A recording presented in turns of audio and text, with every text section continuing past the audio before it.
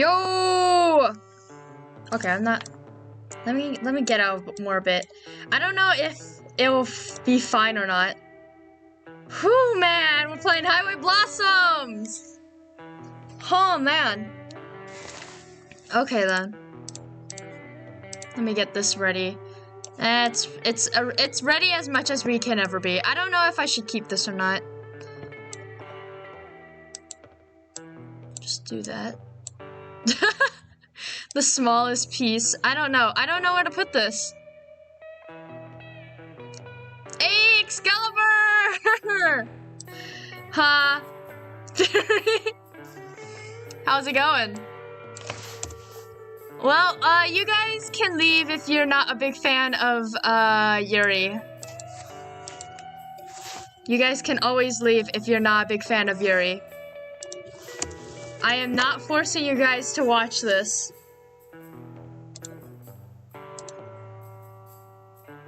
I hear Yuri, I stay. Now, Fury, you can stay. Eric, are you okay with Yuri? I should have put a warning. I should have put a warning. I should just put a warning. Should just put a warning. Hey! Okay. I could put it like, I don't know, I could put it here. I don't know where to put this thing, so I just put it over here. Anyways. You guys are in the middle of nowhere over here. Anyways. I don't know. It's so weird. I don't know where to put stuff. Okay, okay. Skylight, I thought you were gonna do the 200 sub challenge. I'll do it. I'll do it one day. I'll do it one day. I won't do it right now. I don't even know what game to do while I exercise. You guys have to do that. Oh, I'll drink again. Okay. I think you forgot to. No, I didn't. I don't know what game to do with. Hydrate again? Oh, revert the points? Oh, shoot. Oops. Whoopsie daisy. Ay. Stop. Let me revert the points back. Don't stop redeeming it. Stop. Shoot. I forgot to do that. Let me close off everything. Oh my god. Are you gonna keep this going?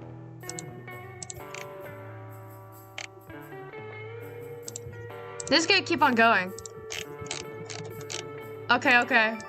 Oh my god. That's a lot of hydrates that you did, Cyan. That's a lot of hydrates. Oh my god. Okay, it's fine. It's back.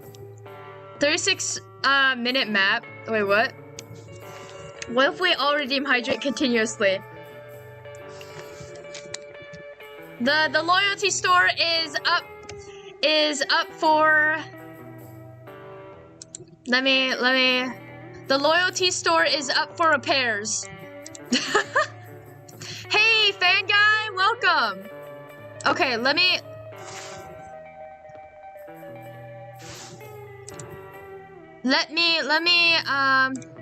new if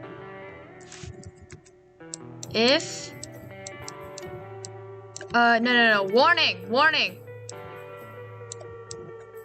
warning. I was watching another VTuber earlier today. Ooh, who is that? Warning, this is a Yuri stream.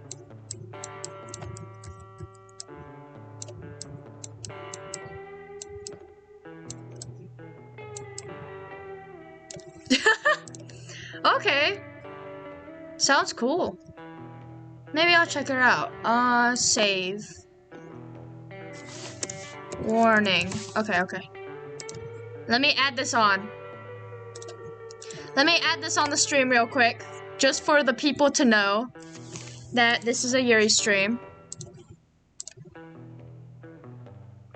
Okay. Warning.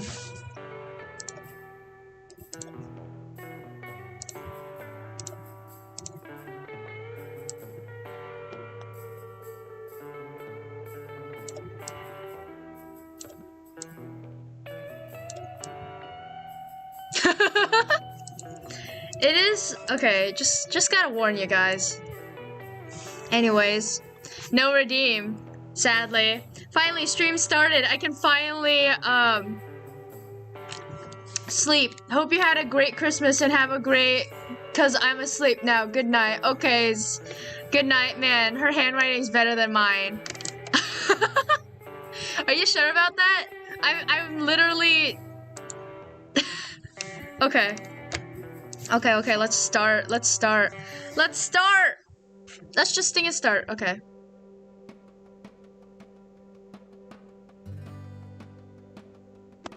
Elon Coattails presents Ray! So she yada yada. Just a warning, this is a Yuri stream. Go shoot if you don't like Yuri. I don't want to force you guys to the pain. Just Kaplan.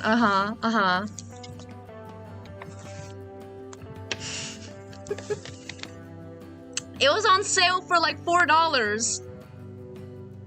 Like $3 and listen on that BGM. It's some great BGM. Also, I don't know if this BGM is copyright or not, so this might get taken down. So you guys better enjoy this.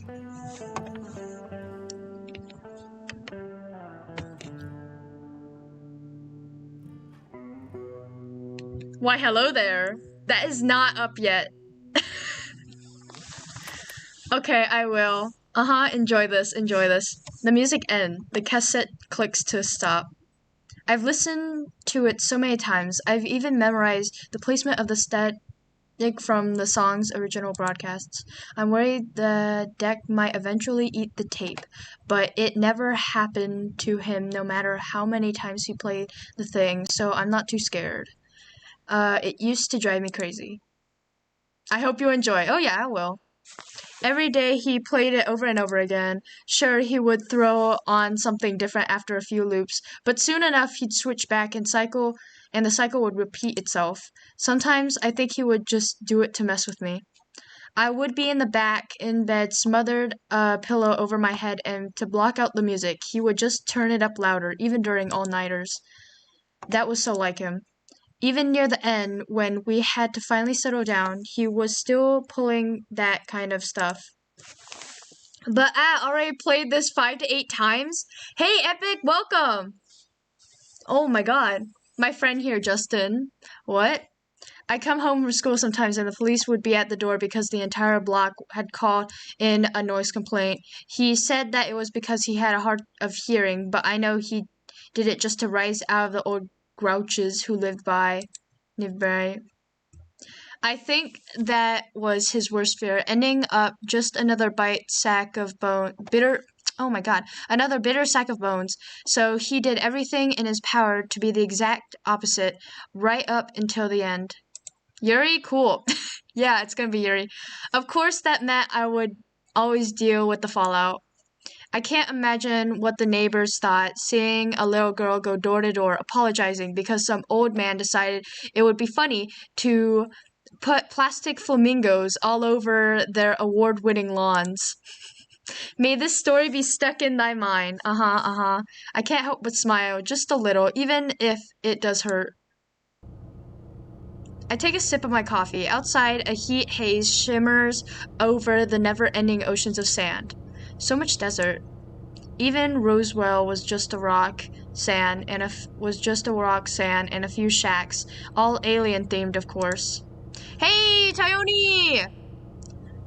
Didn't see any UFOs, though. Alright, be right back. Alright, cheese.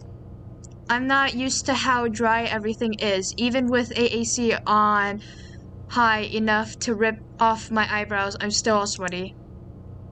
That's what's happened when you're lazy around in snowy Colorado for a decade. In that regard, the desert is a nice change of scenery. I don't exactly hate it. New sights are nice, especially since his health didn't allow him to do a lot of traveling when I was a little girl. I could see myself getting used to this.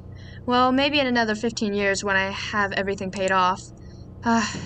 Amber, snap out of it. You can worry about that later. This isn't your trip, so stop being so selfish. You push the eject button. Arena thoughts updated. Check this item out in the gallery. I take the tape out and look it over, probably for the 20th time today. Amber. Amber. This is Amber over here. Perfect skeleton. What? Yeah, sure. Okay. A year's worth of brown stains and greasy footprints are smudged all over, making it feel grimly to touch. It still works like a charm, though. There are more cassettes on the glove compartment, a mixture of mine and his, mostly his. I should play one of those and get it over with. My hand gravitates towards the latch. It would be okay, right? No. I snatch my hand away from the latch and flip the tape over. Once again, I find myself staring. With a sigh, I stick it back into the deck. I reach towards the play button, taking another look to see if the road is clear. Like always, Huh?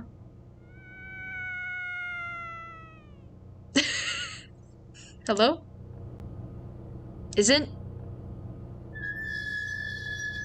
I slam on the brakes, their shrieking piercing my skull. I glance at the rear view mirror, shows a girl cringing next to an ancient-looking car, covering her ears as I screech down the road. Making a U-turn of legs, whatever that means, I pull up in front of her car, killing the motorhome's engine. My friend here, Justin, he's already taken. Alright. I hop out and shield my eyes from the blazing New Mexico sun. Only now do I realize how precious the AC really is. Oh, hello. It doesn't take more than several steps before the girl comes bouncing up to me with a look of relief. Oh my god, thank you! I was oh my god. to think no one would ever stop. Great voice. With each word, she gets a little closer until we're finally within touching distance of each other, with her smiling face now filling my entire field of vision. Her bright aura burn? What is that? She also does ASMR as well. Interesting. And is done into a girlish side tail, glistening beneath specks of sweat, standing out in the heat has made her round, pale cheeks a sun-kissed red, but she still looks put together, like the desert would sooner melt her than do any real damage to her looks. I almost feel embarrassed to be in front of someone who dressed so cutely, her frilly green top and skirt putting my red t-shirt and khakis to shame. I most watch her play GTA 5. Okay. Is that No? It's all brought together by one thing, though. Her eyes. They're blue, vividly blue, deep and rich, complementing the traces of her misty perfume as she gets closer and closer. Too close. I scrambled back and coughed, trying to hide any awkwardness. No problem. Oh, wow. No problem. What's she doing out here alone? Driving through. Is she even alone? I peer off in the plains on the side of the road, half expecting a guy to pop up from his hiding place now that some idiot has fallen for their trap. That idiot being me, of course. Pretty. But much to my surprise, no one does. Instead, the girl continues to stare at me, smiling as she patiently waits for my response. I glance behind her, focused on her car. So what's the issue? Your car breakdown? I think so, yeah. Why is it so high pitched? I was driving and I just kind of... Stop. Yeah. She lowers her head in shame, eyes fixated on her feet, kicking the dust around her. I'm not much of a car buff, but I can take a look at it. Her head pops back up, and life returns to her eyes. Oh, wow! Could you? Yeah. Can't promise that I can do anything, but I can at least check it out. That'd be great. All right. First things first, then. That thing looks even older than my motorhome. It was probably a nice car once upon a time, but with a dented grille, multiple scratches, and faded, murky green color, it's hard to believe such a cute girl was driving it. I slide into the fabric seat and start the ignition. I don't know too much about how this stuff works, just enough to keep the motorhome from giving out, but I can't imagine it too significantly of a issue. Probably just a dead battery or... Also, guys, is the voices loud enough? Are the voices loud enough? Can you guys hear the voices? Can you guys hear the voices? Put like the sound a bit lower.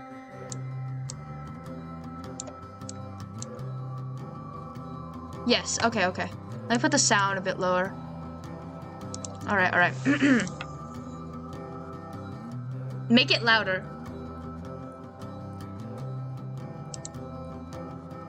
Okay, the voices are pretty loud. How do I make the voices louder? Voices are 100. What are you talking about? Put like everything.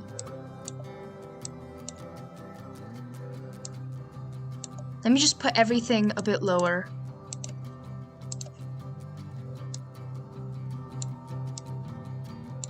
I put everything a bit lower.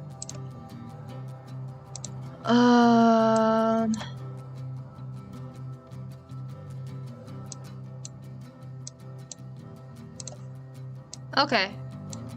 Is that better? I don't know if that's better or not. Oh well. No gas.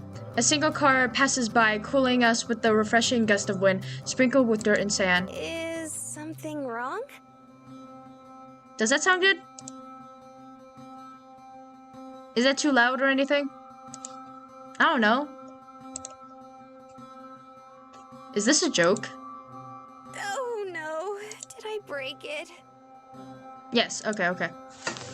Alright. Perfect. Also, Ray, I do have a question. You said there's an adult version.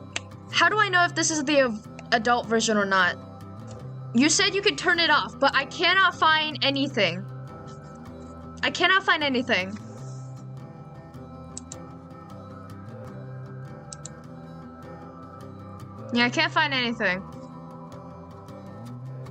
I wouldn't know. Come on. Alright. Well, if anything bad happens, I'll just take down the stream. No. It's just out of gas.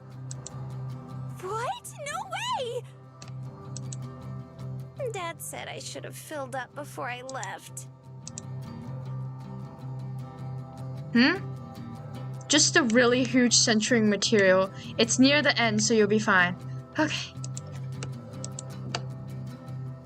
Is she for real? Why is this girl in the middle of nowhere by herself? As if trying to force all the ideas into the center of her brain, the girl grabs her head and whines under her breath. Ah, man, and I didn't charge my phone either. What am I gonna do? I offer her mine, but I've never had a cell phone in my life. Seems like you have plenty absent-minded... Seems like you'd have to be pretty absent-minded to forget that, though. She whines once more and turns to me. Hey, this might seem a little weird. New Year's VTuber stream? Oh no. But could you take me somewhere nearby so I can get some gas? So this is a long game? I see. Well, gotta do a lot of parts then. New Year's VTuber stream. I don't know. Yeah, I'm definitely gonna stream on New Year's, but I don't know what I'm gonna do for New Year's. And what do you know? She actually did it. How long did you say you've been stuck out here? I don't know. A few hours, maybe? I've been trying to wave down everyone who drives by, but you were the first to stop. I wonder why. Hold on, everyone? Yep. This heat must have fried her brain. Does she have any idea how dangerous that is? That's probably not a good idea, you know. Yeah. Another wheel? The turn of the year? Oi, okay. Can you draw fan art for your viewers? Ooh. Okay. That's probably not a good idea, you know. She cocks her head to the side and gives me a look of genuine curiosity, like it wasn't obvious or something. Why? Well, you know. A cute young girl alone in the middle of the desert? It's just asking for trouble. Yeah. YeeeHAW! Hey, runner. You're a cute young girl alone in the middle of a desert? What? Her comeback takes me off guard, and I turn away a little, avoiding eye contact. Yeah, but that's different. I'm in a car driving. Okay. A smile returns to her face. The same bright one that she showed me when I first pulled over. I'm still avoiding eye contact, but she leans over to the direction I'm looking and continues to smile. So, do you think you can give me a ride? I don't know. Please! It shouldn't Oh, take God. very long. This girl, it's like she didn't even listen to what I said. Still, better me than some psycho. Besides, it's not like a small detour would make me late or anything. I guess it's fine. Give her a ride, alright? Yeah. I'm not in too big of a rush anyway. We're giving her a ride. Before I'm even finished, she springs off the ground and bouncing to the motorhome. Hey, wait! But it's already far too late, as she somehow made her way into the motorhome before its owner, even finding the time to give me a small wave from the passenger seat. I heave a heavy sigh, rubbing my temple as I climb back up to the driver's seat. The key still dangling, and then ignition. Ignition. I wrench it around, and the motorhome roars to life, forcing a surprised squeak out of the girl. By the way, my name is Marina. Thank Marina. you so much. So it's for Marina helping and me out. Ember. Okay. Amber, don't mention it. It's okay to mispronounce BTW. All right. Careful not to hit her car, I back the RV up and turn it around, sending us in my original direction. I reach for the play button on the cassette player, finally giving in to temptation, but Marina starts up again. Why aren't we going the other way? Wasn't there a station a little ways back? It was more than a little ways back. I saw a sign a few miles ago that said there was a station not too far from here, so we're going there. Oh wow, I didn't even see that. You're really observant. Yeah, or you're really oblivious. Not really. Silence falls between us. The roaring of the engine and swishing of the wind from outside begin the only sounds. This is awkward. I take that as my cue and I reach for the cassette player once more, finally give. How do you even drive this thing? It's huge! Maria spreads her arm out like an eagle, unfurling its wings, almost bopping me in the head in the process. I clear my throat and grab her arm out from the air, gently placing it in her lap. Why would you do that? It's not that bad. You get used to it. Just grab her hand.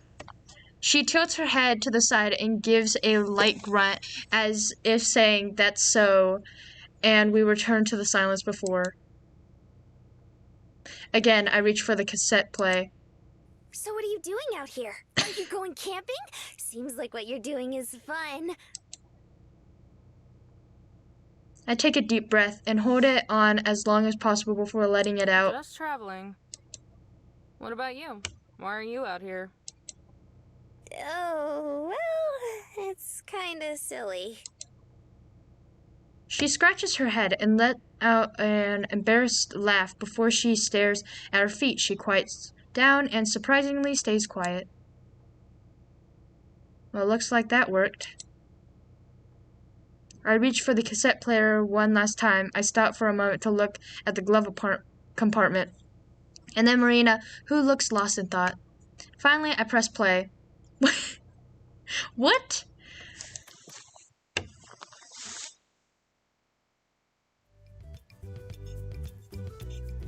What's this music? Can you guys hear the music? Okay, you guys can hear the music. A pleasant little chime greets me as I enter the station, Marina trailing closely behind. The driver was quiet after I turned the music on. Turning the tables on her and asking what she was doing out here seems to throw her off. There, I didn't mean to come off as cold as I did. It's just been ages since I've had a conversation beyond accepting some half-hearted condolences. Though, to be fair, I haven't really wanted to hold one.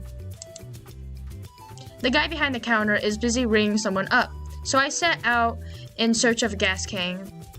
BRB, alright, Sperry. The store is one of those big mini-mart places made specifically for travelers. It's surprisingly clean for a place surrounded by sand. Every corner has an unnatural sanitary shine accompanied by the scent of citrus cleaning product. Hey, they have Gonna switch to laptop. Alright. Amber, okay. Hey, they have the cola flavor here. I turn to find Marina clutching the slushy machine, her eyes widening like a cat's when tempted with yarn. Don't most gas stations have it? She shakes her head but doesn't take her eyes off of the machine. All the places back home only had cherry and raspberry. When we got sick of them, we just had to mix them together. But... Marina finally turns to me wearing a face of pure, concentrated sadness. I left my wallet in the car. Hi. It's the saddest thing I've ever seen. Just looking at her, I can feel my heart break. Wait a second. How were you expecting to pay for the gas? I don't know. I just remembered. How did she last 5 minutes out in the desert? Fine, I guess I'll pay for it. Good God. Really? Reminds me when I was an airhead. Yeah. And grab yourself one of those slushies too. But make it a small one. Her pure concentrated sadness melts into a pure concentrated happiness. You're the best, Amber. She grabs a cup and holds down the button until the slushy overflows and drips down on the side. I was going to pay for the gas anyways, but I'm hoping the drink makes up for the drive over. I spot the gas can with Marina happily sipping her drink, grab one and head for the counter. But you're still an airhead, so no. When was I ever an airhead? Never. The guy on the register is still ringing up the same girl. Lines of flimsy plastic bags line the counter, filled with mixture of off-brand junk food and gardening tools. He scans the item as the girl digs through her wallet, her bandana-wrapped head pressing a phone against her shoulder. Aren't you supposed to be the badass mechanic? What good are you if you're not? She swipes out a card and hands it to the cashier, more interested in staring at her nails than looking at him. How the hell would I know? Have the score check underneath if you're so curious. On the other end of the line, I can hear the faintest of squabbling. I can't make out anything they're saying, but the tones sound worlds most tolerable than the girl's. If it's that old, then I say do it. Cash is cash. It's not like anyone's gonna care. Uh-oh. Better not take as long as last time, though. I'll be waiting for you slackers outside. The girl slips her phone back into the crevice of the okay. What little clothing she has underneath, burst out, yada yada. Not my type, especially with that personality, but it's hard for me to do anything other than stare. The attendant reaches out to help with the bags, but the girl snaps them away before he can. Yeesh. She shoots him with a heated glare that burns straight through the man and into the wall behind him. Bandana Girl, what a great name. Turning around, the girl looks at us for a second before rolling her eyes, then marches out the door, the bags weighing her down as they nearly scrape the ground. Yeah, definitely not my type. Good luck. Marina and I set the can and nearly empty slushy on the counter. Will that be all? Yeah, sorry for more boring than that other girl. The attendant hacks out a dry cackle and scans the gas can. He flicks his oily ponytail behind his shoulder and then rings up Marina's drink. Been a lot of folks passing through and stocking up the past few days. It's been a good change of pace. I'm guessing that's why you girls are here too. Marina eases in towards the counter, nudging herself tightly between me and the rack. Her hands creeping over to the slushie. For what? I'm just heading out to California. If I don't end up driving myself insane first. You mean you don't know? The attendant freezes, forgetting about the scanner in his hand. Blinding red light beams from it into my chest. About what? Why, the treasure. Marina's hand stops just shy of grabbing the cup. Treasure? The clerk's chubby face morphs into a You grin. telling me that you girls haven't heard of the treasure in the journal? I have. I frown. Embarrassed, Marina looks at the floor again, her cheeks flushing red. I guess she's always just this forward. Oh, well, I heard about it on the news. It's kind of why I drove down here. Oh. You drove out into the middle of the desert for treasure? Sorry, but you've lost me. Not just any treasure, Missy. The miner's treasure. He says it like that should clarify what he meant. I stare at him. He stares back. Maria sips the last dregs of her slushy. You honestly don't know. Not a clue. Are you gonna change that? Hey, blah blah blah, na na na. Welcome. If you don't like Yuri, then you can just come back tomorrow. Because we're just gonna be doing Yuri here. Not really. Just have stuff to do. Fair enough. A little while back, some folks were going through all the trash in their garage. As fate would have it, they came across an old journal. Turns out the thing belonged to their great uncle. Or maybe it was their great grandfather. I don't know. Some dead old man. I cut him off with a cough, a polite hint for him to either get on with it or quit his yammering. Despite apparently knowing all this, Marina continues to stay focused with rapid attention. Sometimes her drink makes that annoying slurping sounds again. Sorry. I'll try keeping it short.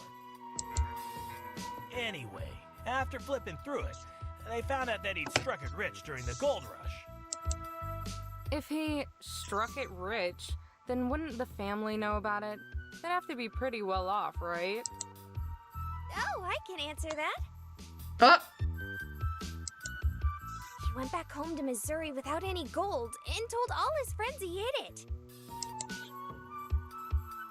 By now the slushy is all gone. Marina tries for one last sip, but all that sucked through the straw is air. She peers down at the cup and blows a small sigh. No one believed him, though. It's okay, I'll try to watch. Alright. I raise an eyebrow. Even if this girl knows about it, then I must be more out of the loop than I thought.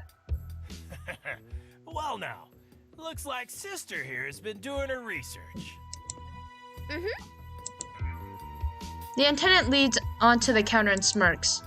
Story goes, he wanted to eventually move his family out west and dig his gold back up along the way, but kicked it before he could. He slides his thumb along his neck and make a cheesy sound effect to go with it. Maria giggles, but then I just keep staring. The folks that found the journal ended up selling it to some hotshot publishing house. Now everyone wants to retrace his steps and find the treasure. Shipments have been selling like hotcakes. Just got ours last week. The miner's journey. Ah, sounds cool.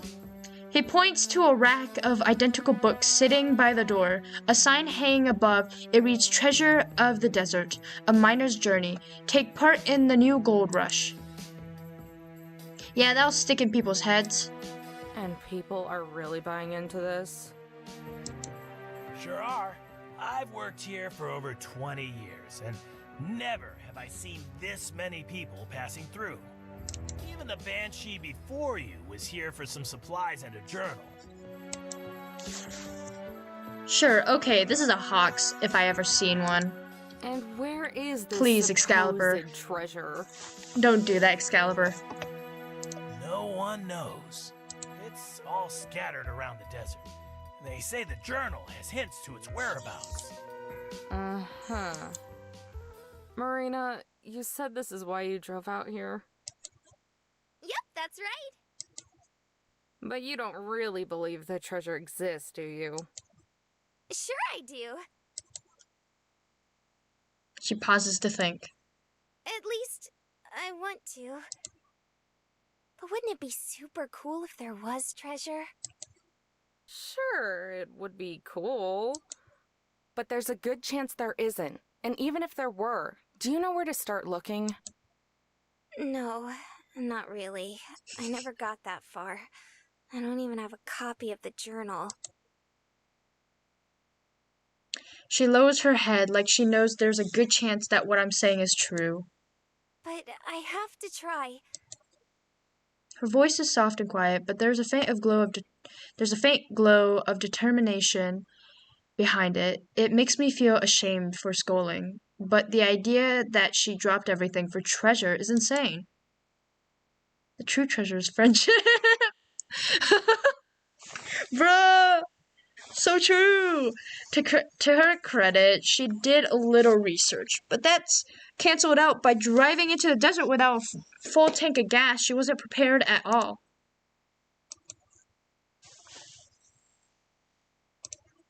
The people who care about her most must be worried sick. I barely even know her, and I'm worried.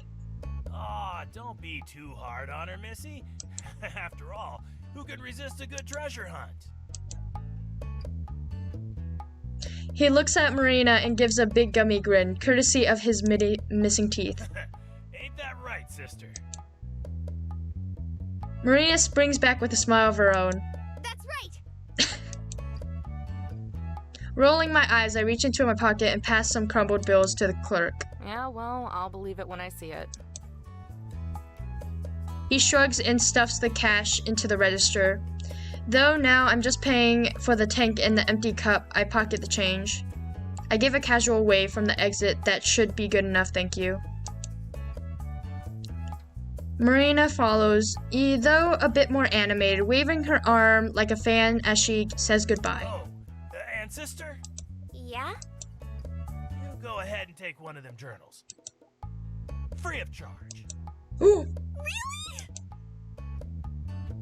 Marina lights up like a firecracker and bounces up and down like she's a kid again. Yup. Oh, wow! Thanks, mister! In one swift motion, she swipes one of the remaining books off the rack so fast that I swear my eyes are skipping frames. Hey, Amber! Look! He gave me one for free. Yeah, I see it. I tune out her chattering and nod as we walk out to the parking lot so we can finally get the fuel. The attendant shouts one last thing, his voice fading behind the glass of the closing door. Look on your trip. Desert people are weird. That store clerk is a perv? What? No way. Maybe it's further up the road? I can't believe it. It's gone. We could have just passed it. We weren't even away that long. How can it be gone? We stare at the empty space that once housed a certain ugly green car. I looked every conceivable direction, but there's nothing. Nothing but ocean of sand and never-ending stretch of road. It was Toad? I mean, was it Toad? Oops. Why would he give a girl a book for free? Because he's a nice dude! Wow, okay. No, not out here. Not this quick. Where the hell did it go? Yeah, that is kind of weird, isn't it? Marina's hand rests against her cheek as she looks into the only mild she looks on with only mild confusion, like she's trying to solve a small mystery. Your car is missing! That's more than a little weird. Well, it's actually my big brother's car. He just lent it to me when he left for college. Oh, well that makes everything better then.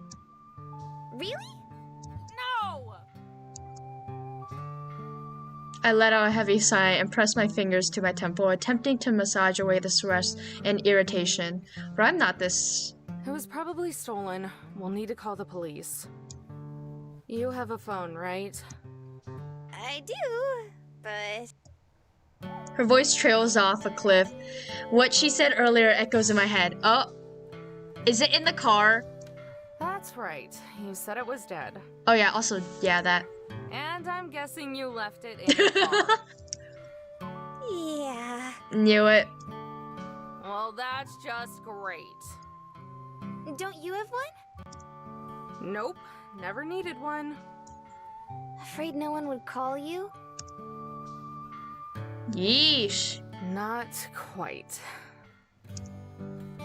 I shield my eyes and look up at the dry sky. The color has shifted into a glowing orange as sunset begins to settle over the distant valley peaks. It's going to get dark pretty soon. Don't worry, Amber. I would call you. Wow, Epic Empire. Wow, okay. Calm down there. Don't worry, Amber, I would call you. I can't just leave her. Even if she did have her phone, it would take forever before anyone could get out here. She'd go from burning up in heat into freezing out in the cold within a few hours. Plus, if there's people around who would steal cars, then there's no telling who else is out here. I can already see how all this would go down. She would be huddled on the side of the road trying to keep warm. A pack of coyotes would be howling all over her, closing in. Then from down the road, a starved creep would pull up in a trashy old pickup truck, open his door for her, and... oh god. Hey, where are you from? If you don't mind me asking. Oh, I'm from Carlsbad. She pauses for a moment. Or at least kinda close to it. It's a little out of the way. Carlsbad? You're from California? No, silly! Carlsbad, New Mexico. Oh, right. Had me going there for a second. How far is that? Maybe 2 hours from here? Wow, you didn't get very far at all, did you? Yeesh. Marina lowers her head in I shame. never really seem to. Aw. Though I'm not really one to talk, I've been on the road less than a day. Would have gotten farther if traffic on the I-40 wasn't such a pain in the butt. Or if I didn't pick up Marina. Hey, listen. You don't live too far away. If you want, I can probably give you a lift back home. I prep myself for an explosion of thankful energy and excitement. But there isn't one. Instead, she continues to stare on the ground, her hands now balled up in a fist as she fizzes over so slightly. Something wrong? She shifts her gaze from the ground and looks me straight in the eye, drawing a deep, long breath. Remember the treasure we were talking about at the store? Yeah? I know it's a lot to ask, and you've already helped me out so much already. But do you think you could take me to the first place the treasure is? Huh? Huh? She wants to keep on going, even after this entire disaster? The treasure! Could you take me to the first? I heard you the first time. Oh. It's just... You don't even know if this thing is real, but you've dropped everything to go look for it. And now you're asking me, someone you've just met out in the middle of the desert, to take you to it. Even though you don't know if it's real and you've just had your car stolen. Did I catch all that? Uh-huh. Shameless. I'm at a loss for words. How do I even respond to that? I try to recollect my thoughts, but only one word comes to mind. Why? Maria shrugs. Nothing more than that, she just shrugs. I take a look at her, a good look. Her wavy hair has been dried out by the hot desert air. Her face is red and drenched in sweat, probably close to melting off her makeup.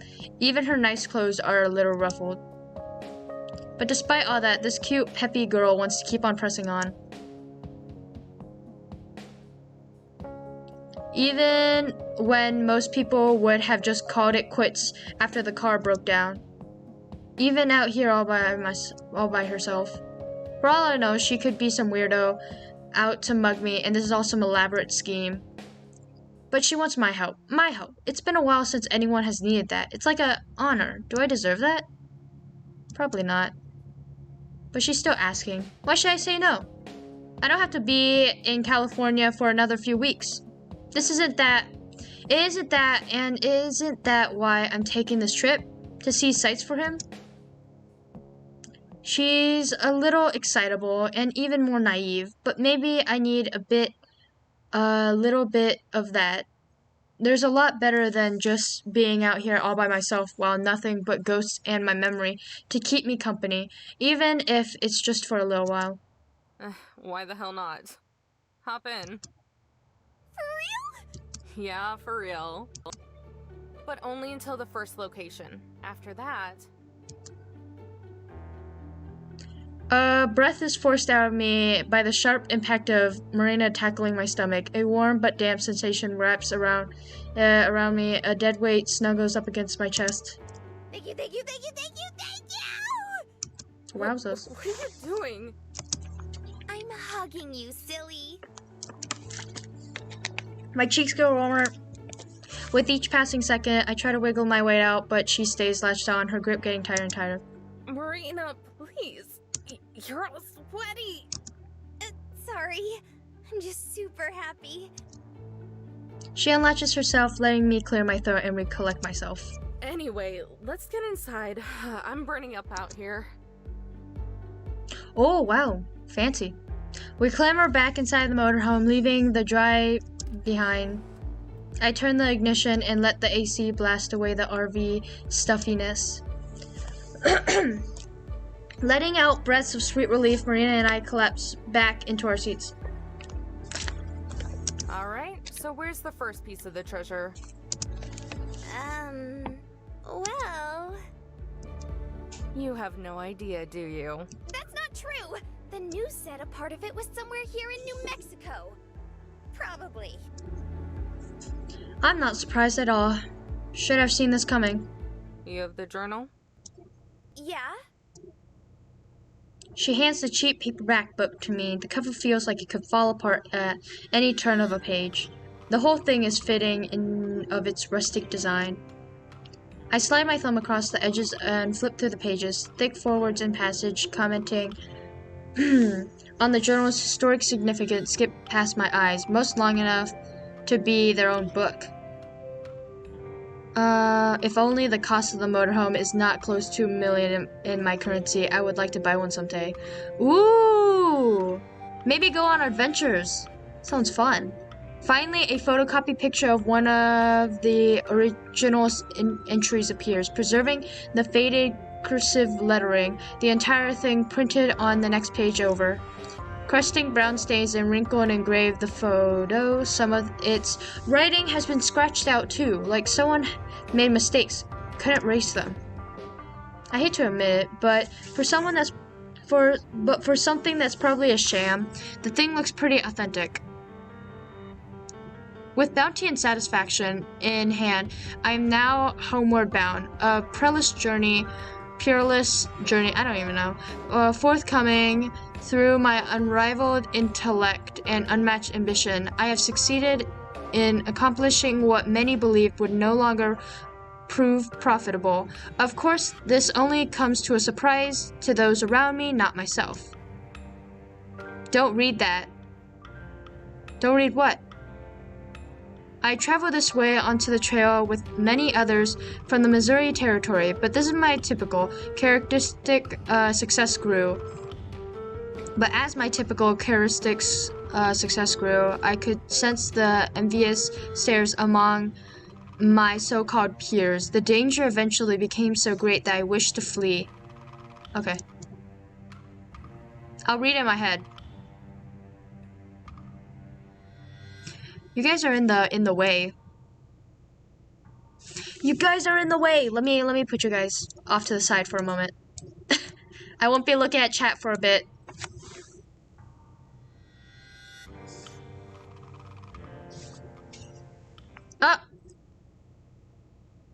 Why did it just leave? Alright, I know. Yeah, I'm not reading all this. Where should I actually start? Let's see. He left California, leave Missouri, and supposedly hit something in New Mexico, like Marina said. Then what we're looking for is likely a later entry. Ah, here we are.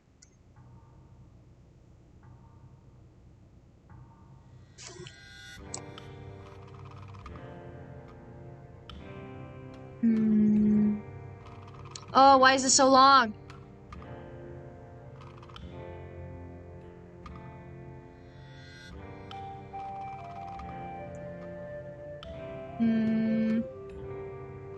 Okay.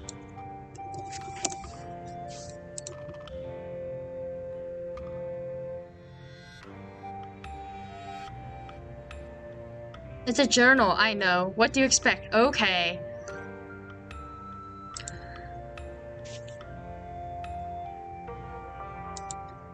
What does it say? The gist of it is that it's near a big rock and a bunch of little rocks. A big rock and a bunch of little rocks. That should narrow it down, right? Uh-huh. Yeah, to the entire state of New Mexico. Gaspian lunges toward the journal, the muscles of her neck tensed and eyes widen as with panic. That can't be the only thing he mentioned. There has to be more.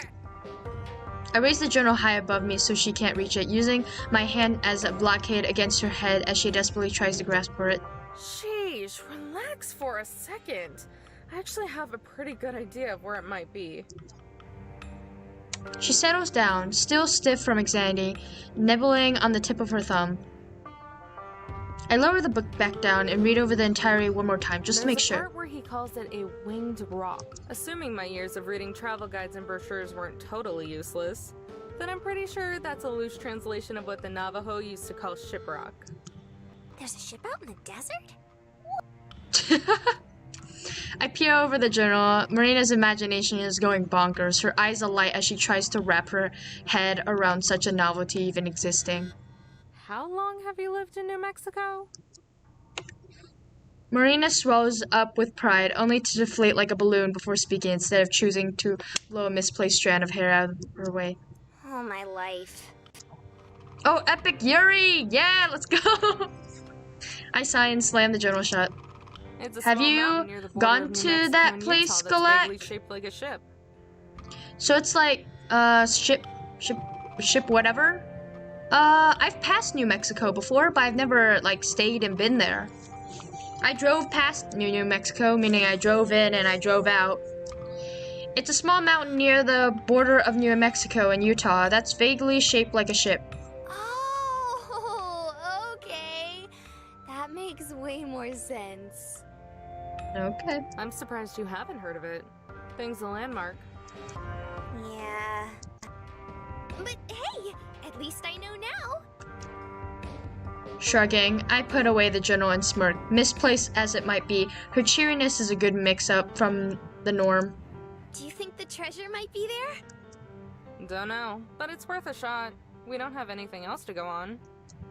Sure you don't want me to just take you home? Marina hesitates for a moment, turning to the windshield as if to dodge the question with her eyes. No. I think I want to do this. Mommy Alright, then. Skelex streaming, let's go! I'm streaming. I've been streaming every day. Alright then. I put the car in drive and look ahead. The sun has set, the blue shades of dust rising up to take its place. I press down on the gas. Marina turns to me and smiles. Let's hit the road. The sun has long set, sunset, and given way to darkness. Only my headlights remain, illuminating the road and silhouetting the small rock formations around us. I've been alternating between the old tape and new ones, immediately throwing on the old tape after finishing a new one, and vice versa. I haven't had any complaints from Marina. She's been sitting on my side the entire time, softly humming off-key to the music. Off-key. She seems to be the type to accept things as they are, like with her car being stolen or that treasure. Especially that treasure. And to make things worse, it's not just her. Apparently some phenomenon now. Goes to show how much I keep up with current events. But the whole thing smells like a scam. I bet somewhere all the big shots from that publishing house are gathering up in a corporate tower, laughing at these idiots they've ripped off with that book. Nice, I am even starting to sound like him. The music turns into a static before the cassette is silent by a loud click.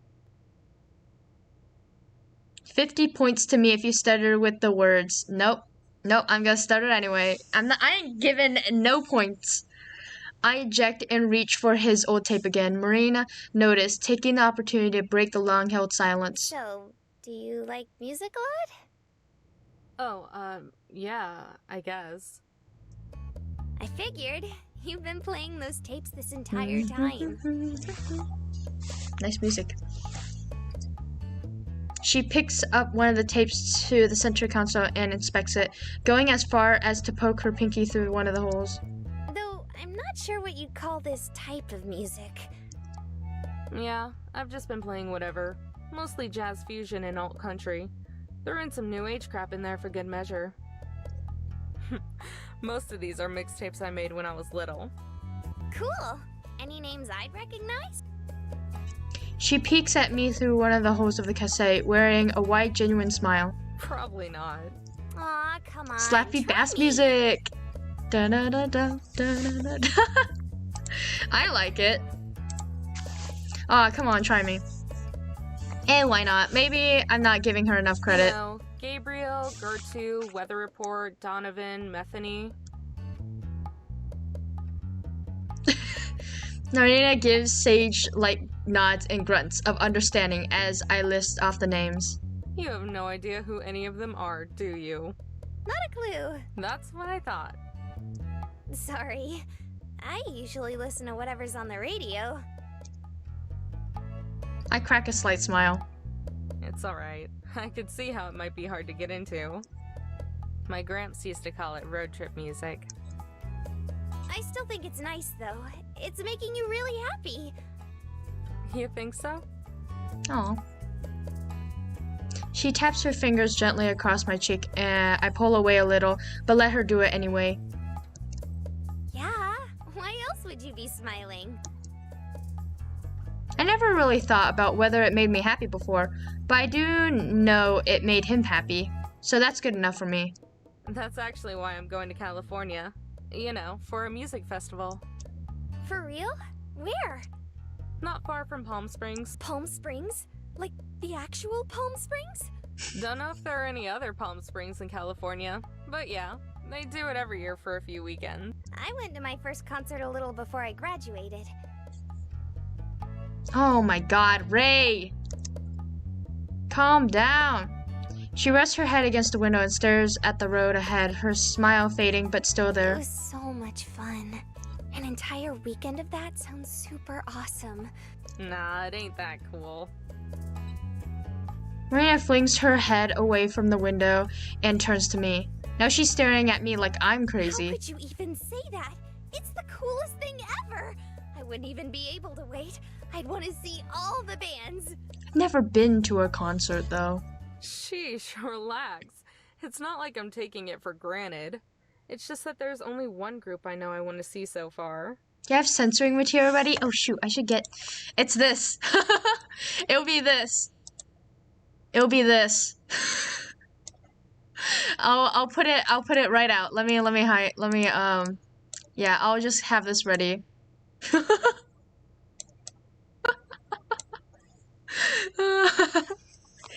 It's fine, it's fine. Okay. That's right, his favorite group. Just one? He was so excited when he got the tickets. Just one that I'm excited for. I'll watch a bunch though. Releasing a long sigh, Marina eases back into her seat. Oh, good. I was afraid you were going to head home after you saw your group. You crazy? I'd like to at least have a little fun before worrying about all the expenses I gotta deal with. Expenses? Damn it. It's nothing. I'll download that game later. It's only like $3. 3 or 4. She gasps. Are you in debt? Is it college loans? My brother said those aren't fun to deal with at all. Got too comfortable. Should have kept my trap shut. Or did you just spend too much on your tick?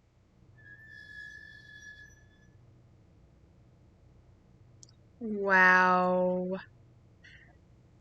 I wonder if I can sit through a visual novel with my limited patience. Come on. The Yuri's in there. You gotta do it for the Yuri. Without warning, I swerve off to the side of the road and onto rocky sand, cutting Marina off and nearly giving her a heart attack. Marina shoots me a worried glance, her face still pale. Oh my god! What was that? Are you okay? It's a masterpiece known by all real Yuri and visual. Uh-huh. Okay. I ain't never heard of this one. Probably because it's new. I pinch the bridge of a nose and elbows on the wheel. Amber, I've been driving all day. I'm a little tired. where are we? A little outside Albuquerque, so we aren't too far now. We'll sleep here tonight and drive to Shiprock first thing in the morning. Killing the ignition, I climb out of my seat and into the living quarters. Marina trails behind me. I yank open the bathroom Velcro latch cupboards. Inside a folding stack of blanket, sheets, pillows, and my old gym clothes from school. I scoop them up and toss them to Marina. She scrambles to catch it, desperately balancing them as they lean out of her arms. I don't have any actual pajamas. Project hit big after this, also releasing another VN called National Park Girls. Huh. Interesting. You can sleep on the couch. It folds out into a bed. Oh, okay. Alright then, see you in the morning. With that, I step into the back room and slam the sliding door before collapsing into the oversized bed. Even in darkness, I can make out the pictures hanging on the wall. Once upon a time, they were generic scenic pictures. Now they're photos of me and Gramps. My favorite is the one of us in front of the Museum for Music, rock and roll to be specific. Oh, I went to the Museum of Rock and Roll. That was cool. I was just a little peepsqueak back then, holding up an autographed vinyl sleeve that was about the size of my head. He was by my side, squatting down and ruffling my hair as I gave the biggest smile I could, even with my missing teeth. I let out a sigh and fixated on the ceiling skylight and a small sliver of moonlight shining through. It feels like an eternity since I've last laid down on this bed. I remember it felt like being hugged by a cloud. Now it feels like concrete. Tiny creaks sounds from the room next door, accompanied by Marina's little squeaks of determination as she struggles with the fold-out bed. Finally, I hear a loud thud. With the beautiful character designs, well-made story plot, enhancing story, and breathtaking scenery of famous landmarks, Yuri fan or not, grabbed the heart of many. What are you quoting? That sounds like a quote from some kind of, something. Marina? Marina? Oh, I can't help but smirk a little. I should have warned her that it was heavy. The room over goes silent. I hope it didn't crush her. Luckily, as soon as I hear footsteps tiptoeing across the carpet, then on the bathroom towel, they stop outside my door. Are you awake? What? It's not. Okay.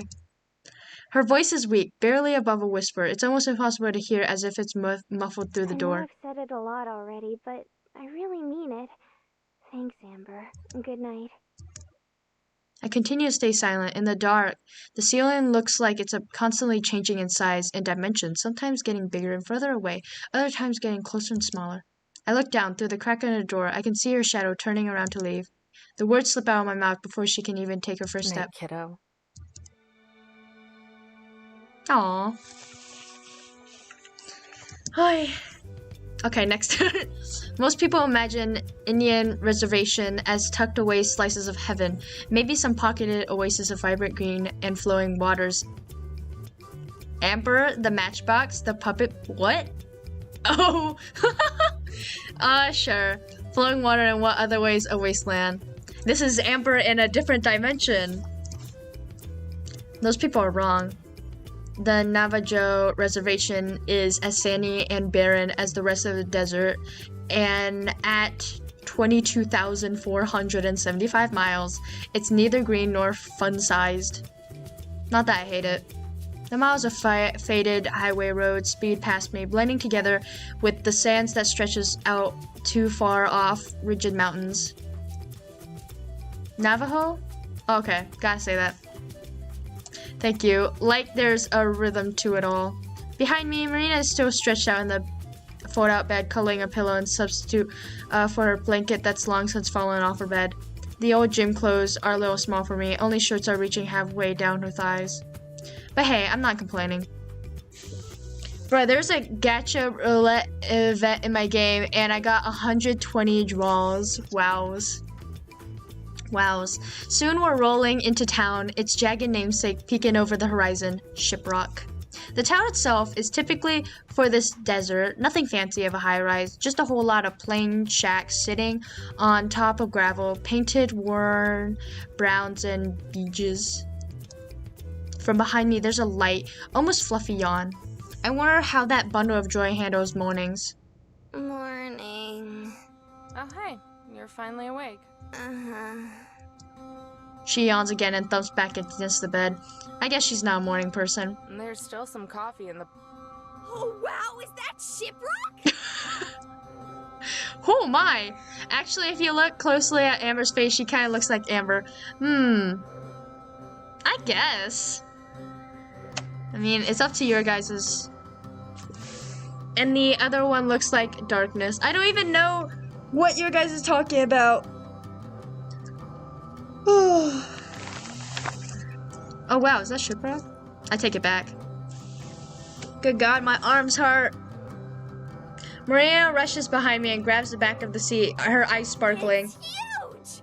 I can't believe we can see it from so far away. On closer inspection, my clothes are way too tight. My poor shirt is being stretched at its limit. That's sad. Sad shirt. Of course, this doesn't seem to bother her at all. I don't know if I'm more embarrassed for myself or for her. Well, Scott, you never watch Konosuba? So go get dressed or whatever. Sure thing. She scampers off to the back, finally giving me room to breathe as she makes my way to the driver's seat. No culture. I mean, it's not really in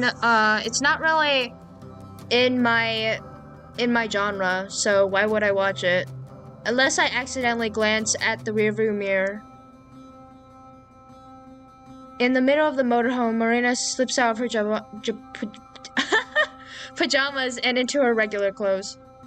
Geez, the bathroom is right there. I adjust the mirror and try my hardest to stay focused on anything else I can look at. But I want to go to the Grand Canyon the most. The Grand Canyon? It's not that great. Fully dressed, Marina pops back up beside me and settles in the passenger seat.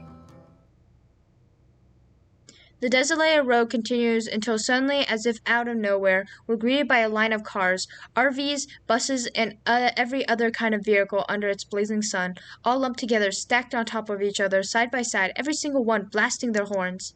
What the? Whoa, you think this is because of the treasure? I gritted my teeth and flopped back into my seat. I can only pray these are tourists, and I was the only one dumb enough to humor the scam. We're soon assimilated into a traffic jam. Slowly the motorhome inches forward, but when we finally reach to the front, a whole new monster awaits us. Laid out on the dirt, barely a shadow of a looming mountain, is a giant cluster that only can be described as such. Campers, tents, tarps, booths, you name it. The chaos. You've gone to the Grand Canyon before? Yeah.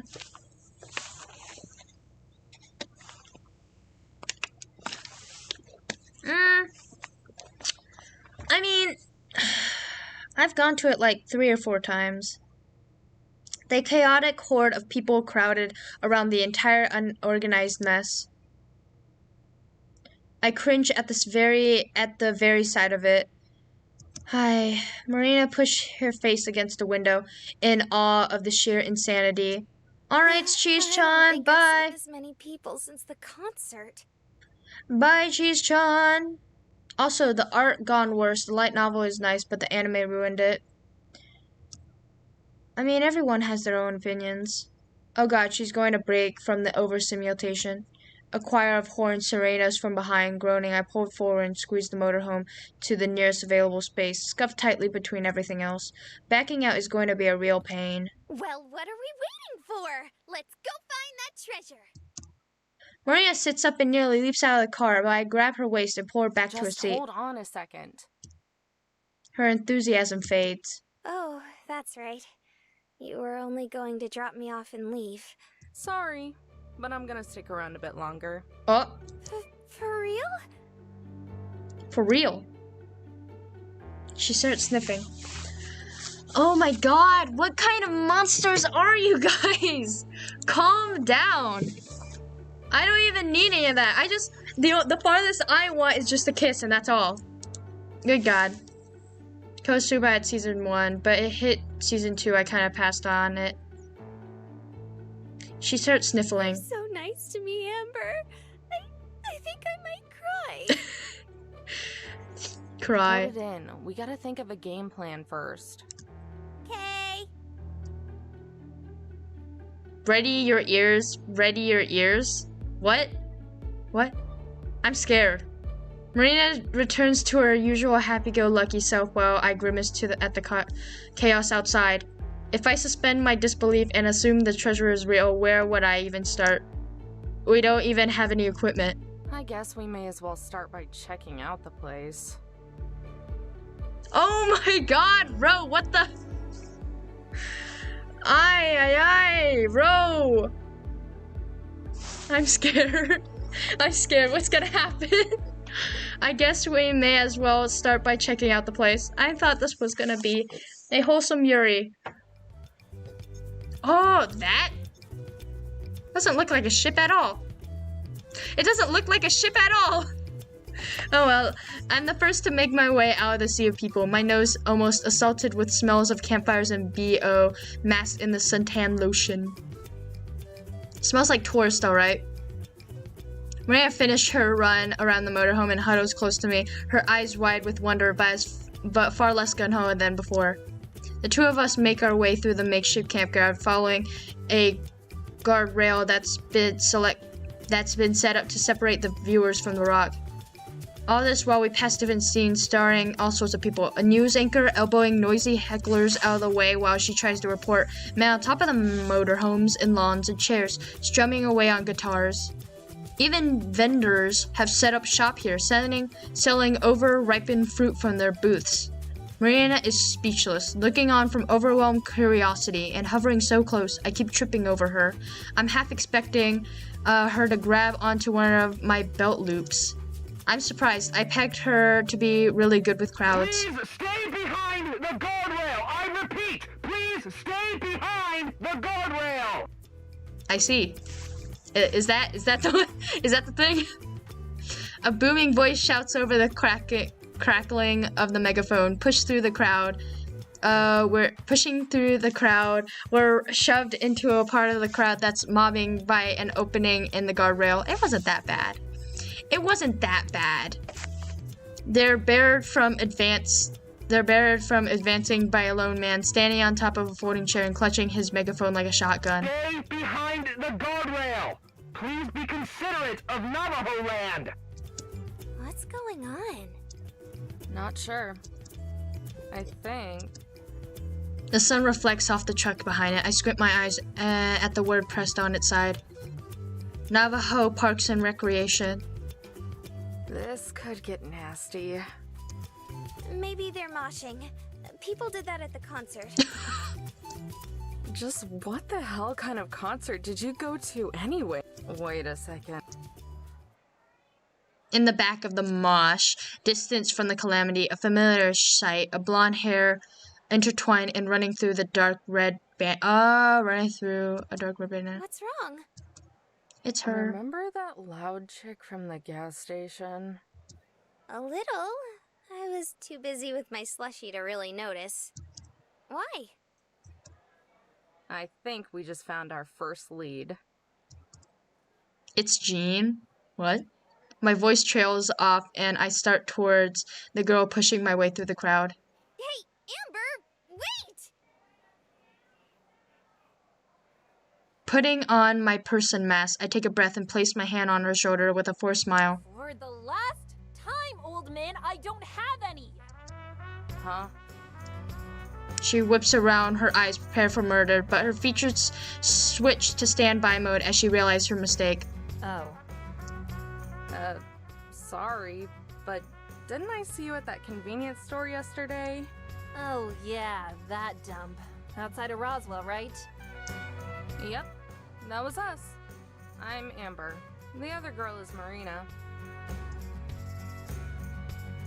Marina waves as I extend my hand. The girl's eyes narrow, but she eventually shakes it with a surprising strong grip. Mariah. Maria and Mariah. Oh no, it looks like, what? From Love is War. Okay, that's cool. Everyone here for the treasure? They'd be idiots if they weren't. Hey, what do you know? You were right, Amber. You say that like it's a good thing. You guys here for the gold too? Not sure why else somebody would come out. She looks over the scenery and wrinkles her nose. This place. The ray of sunshine next to me is looking for the gold. I'm just the ride. Step away from the guardrail! You're all getting out of hand! The horde presses in, the yells growing You're louder. all getting through, so I don't even know why. A can of beer flies through the airs and cracks him on the forehead, a liquid running down his face. Come on! Yeesh. Navajo Parks and Recreation. They are trying to keep well-meaning treasure hunters from carving up the rock because of its religious significance. Doesn't surprise me. This is a four-corner state, so there's lots of stuff like that out here. I think it's sweet that they're trying to protect big ol' Shippy. Maria stares at her as if questioning her entire existence. But it's a rock. So? It's only good for postcards and carving big monuments. Why is it such a big deal if people want to look for treasure up there? Well, it's not gonna make much of a difference either way. Why's that? You a non-believer? No, I'm just not a sucker. It's not very nice, Amber. Oh, Well, it's true. It's obvious that this is just an elaborate scam and everyone got ripped off. Before I finish my sentence, a cocky, overgrown smile makes its way on Maria's. Maria has. How do you say that name again? With oozing snide confidence. What if I told you I could prove the treasure is real? Maria? Is it? Wait, how do I say their name again? Shoot, how do I say their name again? Mariah. Thanks. I'd say you're full of it. Mariah. Does that mean the treasure's real? Like, honest to goodness real? Does that mean the treasure is real? Like, honest to goodness, yada yada. Like, overwhelmed with excitement, Maria strings up and down while Mariah gives a smug nod. Mm-hmm. Yeah, right. Oh, ye of little faith. I said I could prove it, didn't I? And how exactly are you gonna do that? Moreo? And how exactly are you gonna do Come back that? to my base full of highly trained elite treasure hunters. Then I'll show you. Highly trained elite treasure hunters. Marina, gone. Maria. Elite what now? Elite treasure hunters. Bruh. I remember I was into that treasure hunting business. Not treasure hunting business, but I was into that treasure hunting stuff. You know, there was like these apps or something with like a bunch of treasure hunting stuff. It was weird. Highly trained elite treasure hunters. Right. Thanks, but no thanks. We'll pass. What? But why? Well, because... You said we needed a game plan, right? This is the best chance we have right now. A terrifying amount of determination emanates from her as she focuses on a unwavering stare on me. Skalak the elite treasure hunter? Bruh. But seriously, you know what's funny is that, like, what do you do being an elite treasure hunter? You got nothing to do. It doesn't, like, pay the bills or anything. So it's like a side job. And, like, there's not a lot of treasure out there anymore. Jeez, if it'll make you that happy, I'll do it. She's really determined. I'll give her that much. I'm not sure I could have said no, though. But this better be legit, you hear? I point to Mariah. I'm not in the mood to be jerked around today. It's a gamble job, like being a mangaka and a streamer. No, there's not a lot of treasure out there. There's literally not a lot of treasure out there. There's no treasure out there. Like...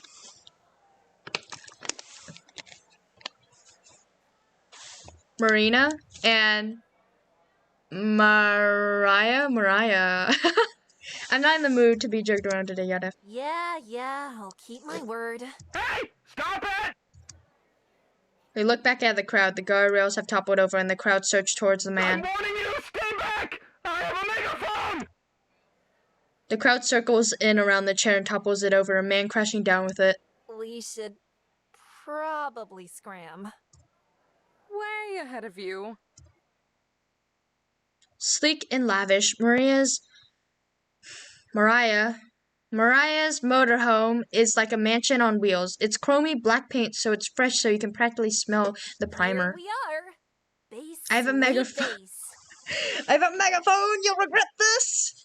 I will destroy your ears. I knew someone with the name Mariah. Oh, okay, that's cool. She throws the door Joe, open. Tess, buck up. We have guests. Marina and I shoot each other an unsure glance, then enter the motorhome. Oh, hey. Did you finally manage to make some friends? Blow it out your ass, slacker. Skalak is the best. What? Megaphone bonk. just a bunch of megaphones that they throw into the crowd. Look at that. It's just as big and expansive on the inside, making my RV look like a toilet in comparison. It's definitely a luxury class, unlike my Class C. Or at least it would be a luxury motorhome, if not for the seemingly random decor. The walls are littered with posters of ska bands, the worst genre of music. Even weirder are the license plates scattered everywhere, some in boxes, some on tables, and some strung together like a wind chime. A beanbag in the corner, of bottles of empty beer and liquor cast off on the ground. The place looks more like a frat pat than a base.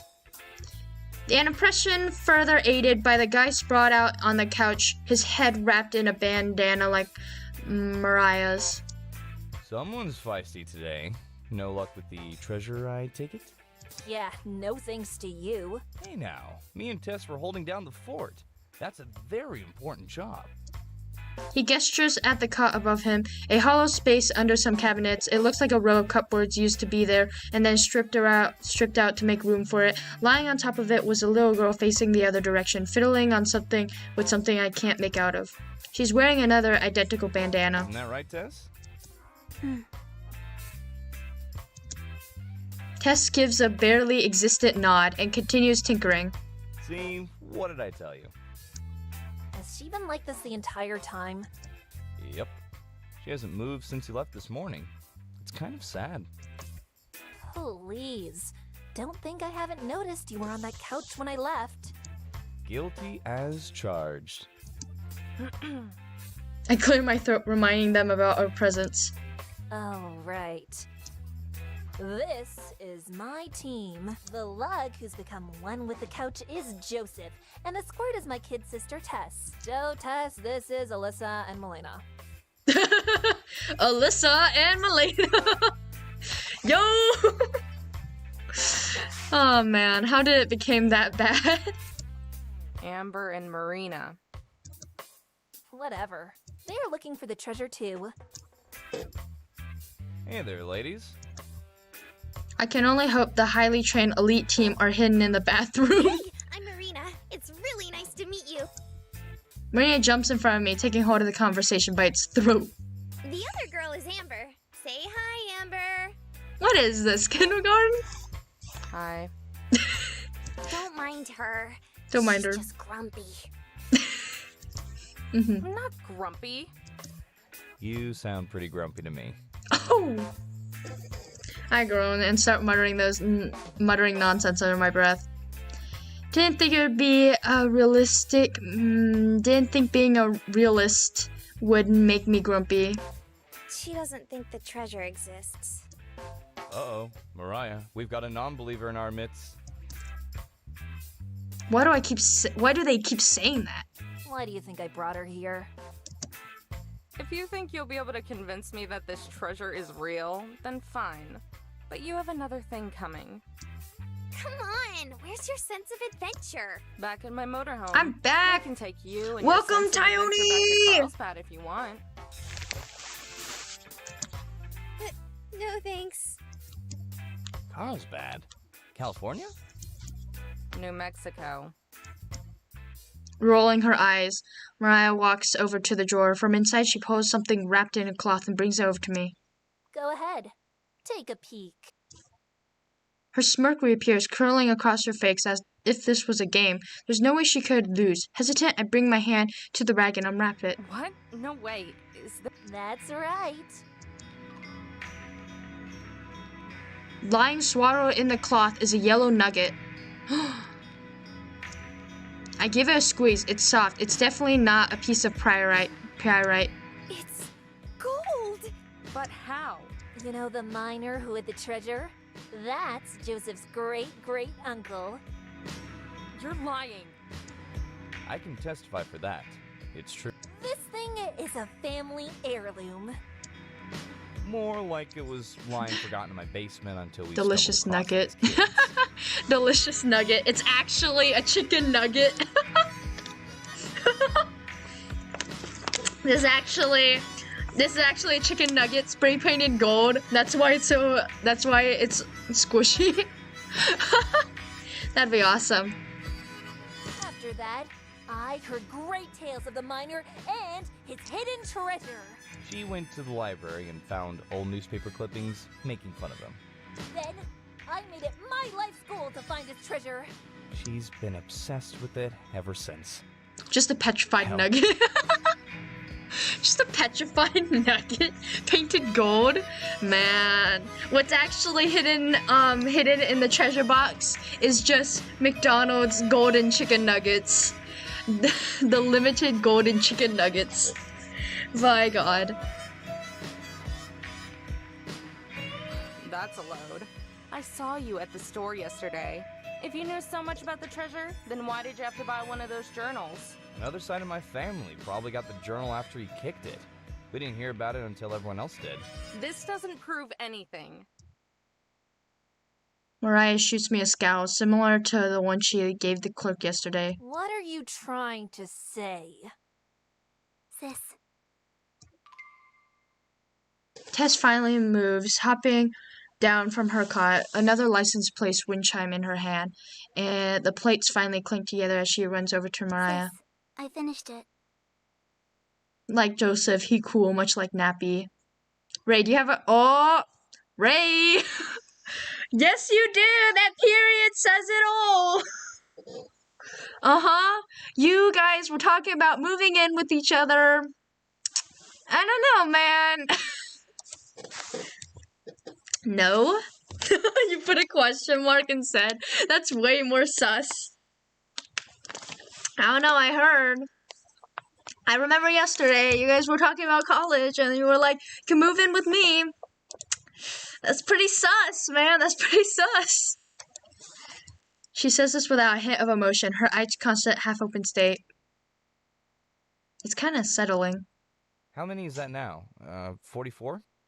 I'm confused. Help. I don't know. 45.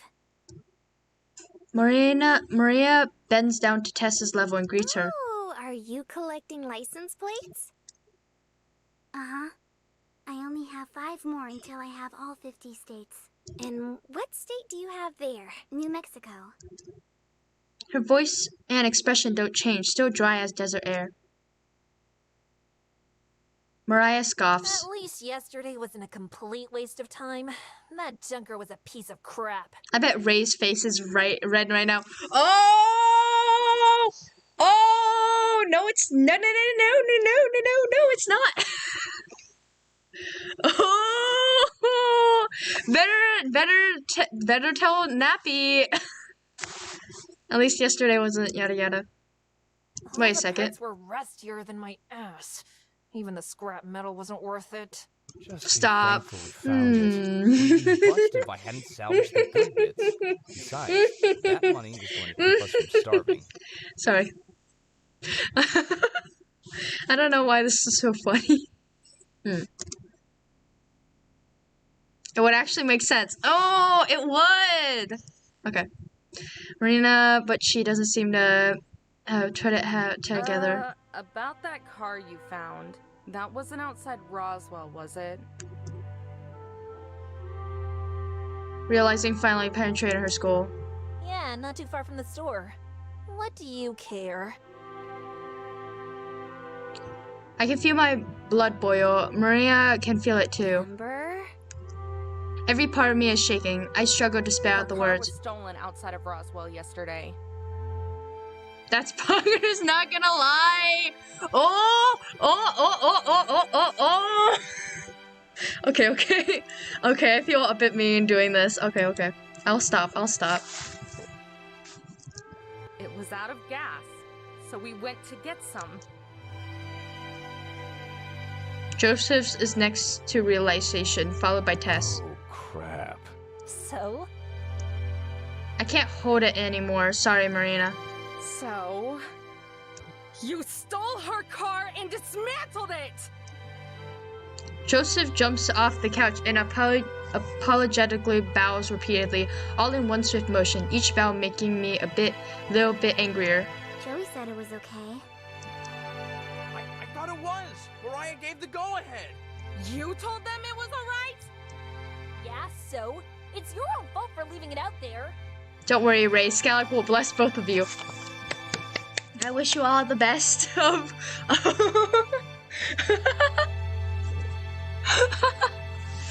I don't know, man. Ray always talk about Nappy. Even Joseph must. It's very sus. I don't know, man. Always talking about. You guys are always talking to each other. Like yesterday, you were like, "Can you pick me up?" Oh.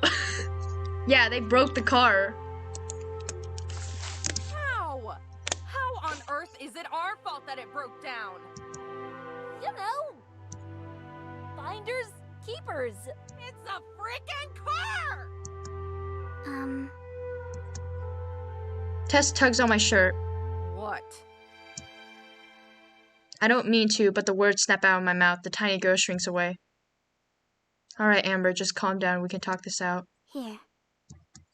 She holds out the wind chime made by Maria's license plate, her eyes cast You can downward. have it. Never mind, calming down isn't gonna happen.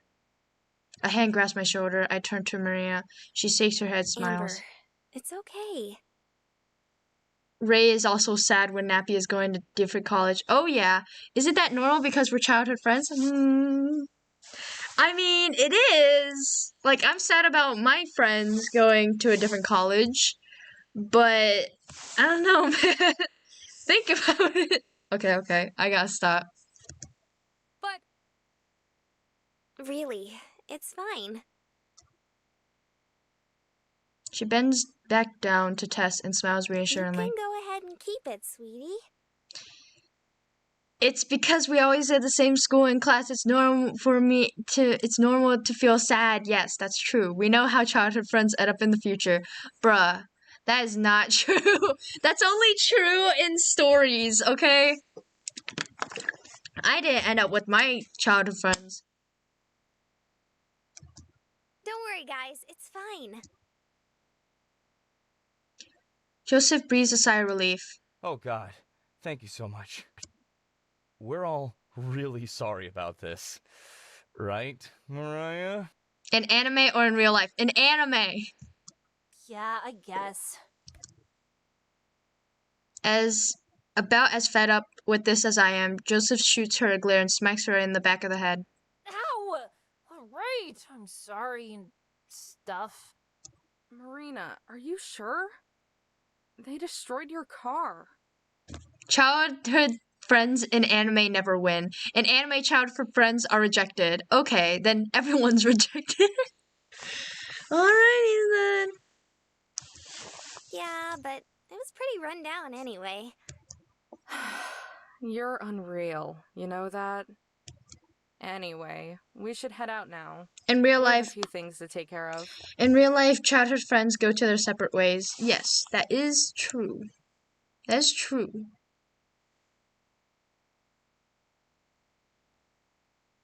That's very true. Thanks for showing us the gold. Now I'm sure the treasure's real. No problem, ladies. Again, really sorry for all the trouble. If there's anything we can do for you, just give us a shout. Then they meet up again one day. Oh, you guys are gonna go to a different college, and then there's the reunion. Oh, and Nappy like the other girl, which is also our childhood friend. Oh, so it's a okay. Are you sure, Ray? You're not, you're not jealous or anything? Like several years later, you guys cry at each other and then hug each other. An anime trope. Bruh, I don't know, man. I don't know if I should contact my old friends. Sure thing. We head for the door, but Maria turns around before stepping outside. By the way, was there a phone in the car? The pink case, eh? Yeah, that's the one. We kind of sold that too. It feels like the page is staring back at me again. In fact, at this point, it probably is. My gaze drifts from the journal to the window by the entrance. Maria is outside twirling the payphone cord as she pops in another quarter. She bites her lips and looks through the window. Our eyes meet. She sends me a small, anxious wave. Closing the book, I let out a yawn and remove my head from my fist. I'm sure there's a red imprint on my cheek. Figuring out we had to go to the shipwreck was the easy part. Everything else has been a gigantic pain in the ass. There's a rush of precious cold air getting sucked from the building. Marina enters, carefully shutting the door and taking a seat opposite me in the booth. So how'd it go? Am not even helping him, though the girl is much closer to me than Nappy. Well, then why don't you do a 360 and date this girl? Okay, I'm sorry. I don't even know what I'm doing.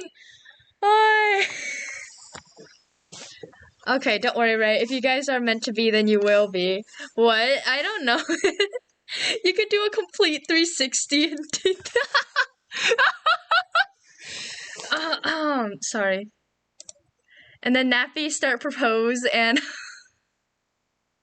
never mind. Oh man, I'm gonna sorry, I am 180. Okay, 180. Does a full 180. Oh man, sorry. This is why I don't date. By God, okay. It went fine, I guess. Your parents are okay with all of this? Doing a 360 is just okay. Oh, I'll just do a full 180 and date the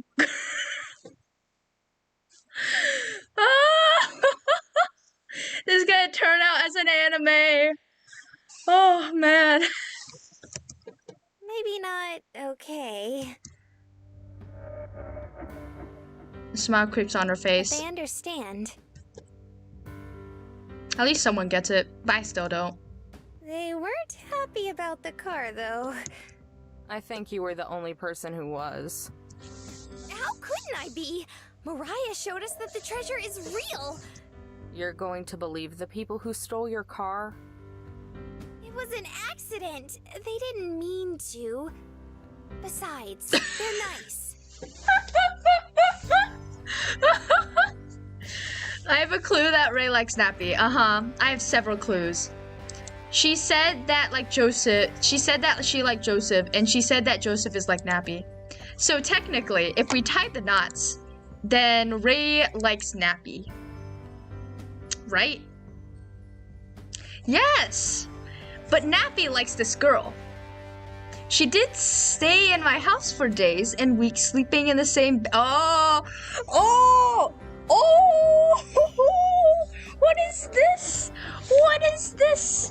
What is this? You could have made a move. You could have made.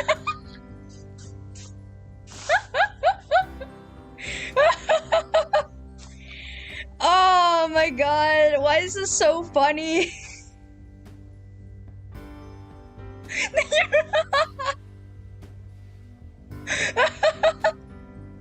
Yeah, the Yuri would have just started. Oh my God. Oh man. And then the whole triangle. Oh man. What? What?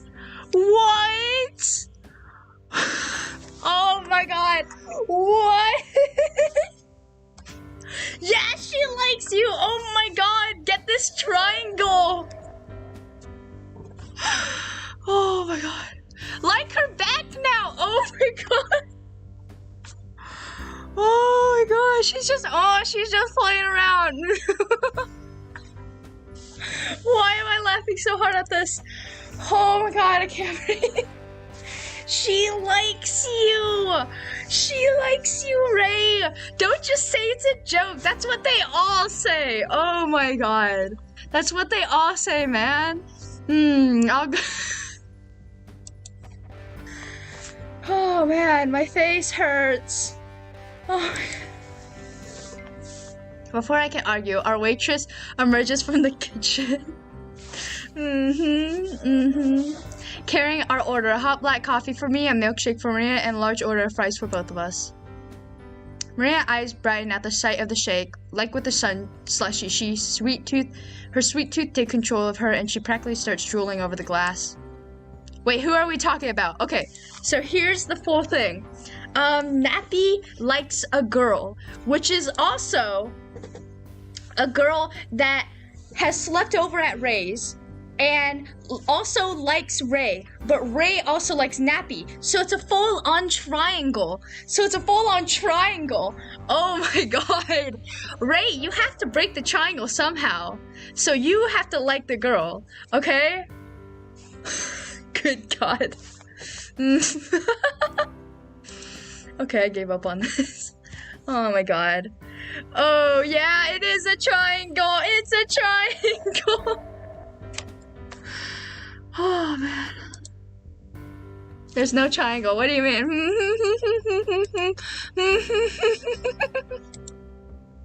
I'm dying. Oh my god, this drama never happens in my life. I'm making bacon and eggs for dinner. Yo! Bacon and eggs. Let's go. Interesting though. Ray wanna break the triangle? Date Nappy. No. Date the girl. The girl likes her. No. I'm just watching. I'm just watching the whole thing.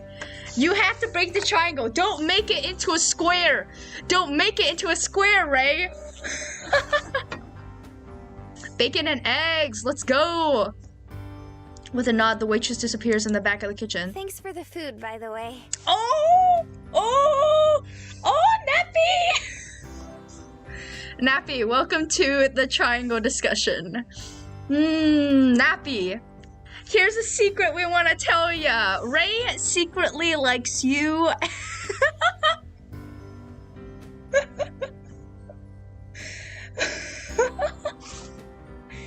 Oh man, welcome to the triangle. Yes, it is such a triangle. Ray likes Nappy. Nappy, you like that one girl, and that one girl likes Ray. It's a triangle. Nappy, Ray have a crush on you, and that's the point. Yes, that is the absolute point. Go back to the game. Okay. Well, it's not like I really had a choice. I could hear your stomach from the driver's seat. I wasn't about to let you starve to death on my watch. What? Yeah, Cyan. It's so true. Yes, I know. Oh, Ray! So you actually did have a crush on Nappy? Oh. Okay, I'm done. Plus, I was getting pretty hungry too. She told me, the love letter.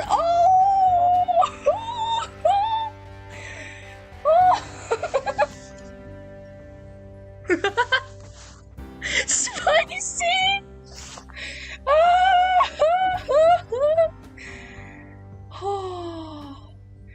Why you guys weird? Why you liking? Why guys weird? You guys weird. You guys. What a plot twist! Let me just do. Oh man. So I didn't know that. Alrighty then. Wow. You guys should just marry and. Okay, no, not marry. No. I'm not gonna do that. You guys weird. Bruh, I don't get this drama at school. Oh man. Marina didn't freak out at the side of the diner like she has at everything else so far. I was gently shocked that I didn't hear a gasp of awe escape her mouth as we pulled up. Hey, Amber, why don't you get a shake too? Coffee and fries don't really go together, don't you think? Not gonna lie, I wish I had the spice in life. Oh, yeah. Bro, I know, right? It's just some boring VTuber life over here. Oh, did Ray blush? Oh. I just want to be alone for the rest of my life. No, Nappy, you're in a triangle. You gotta do something. Oh. Oh man. Anyways, I'm gonna be alone for the rest of my life. I'm fine. I don't really like sweet things. But it's super good! Especially when you dip your fries in it. She takes several of the fries and just does that, dipping them in the shake like it was ketchup or mustard. That's silly. I can do the same thing with my coffee. Taking a fry, I duck it in my coffee and take a bite out of it. That was a bad idea. Grimacing, I take the rest of the fry on my napkin. I try to cope with the cold chill and stir-fry aftertaste. Maybe it would work better if you put creamer in it? If I keep seeing these relationships and it hurts, it's not a triangle, I say, oh yes it is. Bruh, don't make it worse. Then add another line and make it a square. I just finished. So who's this fourth person? Who's this fourth person, huh? Who's this fourth person? Huh? Who's this fourth person? Okay, I'm stopping. Good God, this is way too much for me. Maybe if you yada yada. Somehow I doubt that. Besides, it would just ruin the coffee. I don't know how you can even drink it without cream, or at least a little sugar. Oh! It's so bitter. Nappy! Man, could you at least type in the chat what the love letter said? What the love letter said? Also, you still need to teach me the live 2D rig. It was an inch-long paper. I don't know how I gotta. It's an acquired taste. You find flavor in the bitterness. That's why I think it's weird that you drink something like that. How do you mean? I don't know. Her brows furrowed and furrows and deep You thought. always seem so yes or no about stuff. If you like something, then you do. If you don't like something, then you don't. You're losing me, Mare. Oh, I told you that's how small my love for you. Oh, man.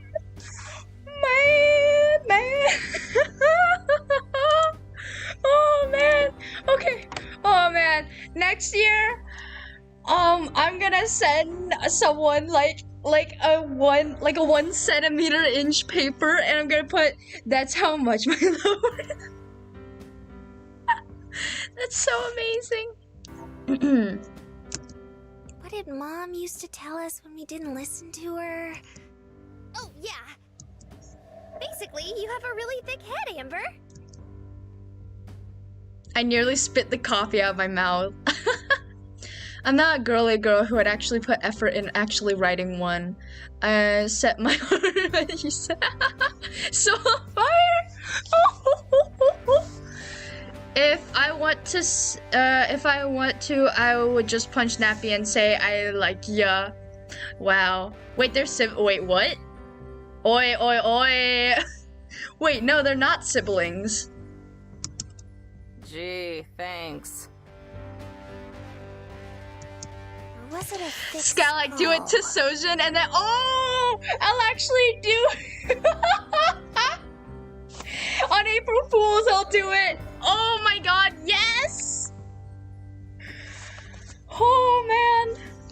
Don't tell Sojin. I'm gonna do that. Oh my God. Oh man. Content. 8 Ray, please, money. Wait, what?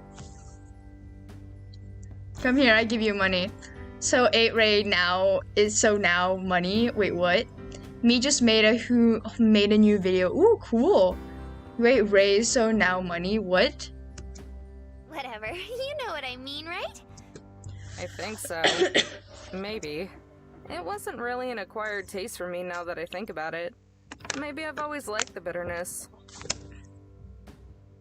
8. What? What's that? 8 means older sister. That's so cute, Ray. You really had a crush on that. Oh man. So maybe I just convinced myself that I did. I don't know. Is that a bad thing? I don't think so. I actually really like it. It reminds me of Shiprock. A warm tickling sensation bubbles up in my chest. It forced me to smile, but I play it off all cool and breezy like. So I remind you of a rock. You shouldn't say that kind of thing. People might think they're insults. Satisfied with how I played that off, I reached for a fry to reward myself, but instead of a hot, crispy goodness, something smooth bursted. What's this? What's this? Skylax enjoying this than the game. I kind of am. No, I'm still enjoying the game a lot. A twig. Nappy's a twig. Cyan equals nappy equals twig. I gaze down at the plate. Oh my god. I gaze down at the plate of fries. Maria's hand for a split second rests below mine. Oh! Oh! Yo! We instinctively snap back. Maria's face is bright red with a bright shade of pink, and mine's probably similar. Sorry. Oh! Sorry. How do you guys like me? Nappy, when will you propose to Ray? Who knows? The room feels 10 degrees hotter. We try to re-establish eye contact, but our glances shoot off in other directions as soon as we meet. Hey, Amber? Oh, I managed to compose myself long enough to look back. You said something about bills and expenses last night, right? I don't know what exactly you meant by that or what it is you have to pay off, but since we know the treasure is real now, I was wondering, maybe you might think about sticking around to look with me? We could even split it, or something. Well, first off, we don't even know if the treasure is actually so real. Awkward. Mariah could be pulling our legs. Battery almost dead. I'm a charge. Alright, my coffee's almost gone. All that's left is a pudding of few trace I'll grounds. think about it, though. Really? I only said I would think about it. Don't get too excited just yet. I won't. I just think it would be super cool. It's starting to get juicy! Oh, yes it is! Man, they almost held hands! Oh, man. Maria flops her chin down and rests on the table. How's it going anyway? Have you figured out where the first part of the treasure might be? No luck.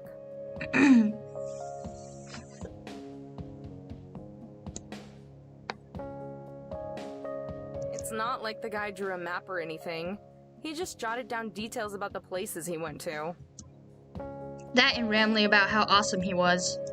Do you think Mariah was right and he hit it on top of old Shippy? Don't listen to Mariah, okay? She doesn't know what she's talking about. Think about it. How would he even scale the mountain? He was traveling solo on horseback. I doubt he would have the tools to do it. Harem is pretty weird, not gonna lie. Yeah. I would not want to have a harem. I don't get it. And even if he did, I'm pretty sure he would have gone on and on about it in his journal. With puppy dog wine, Maria Are found. you sure he didn't mention anything else? Maybe something we didn't catch? It is weird, yeah.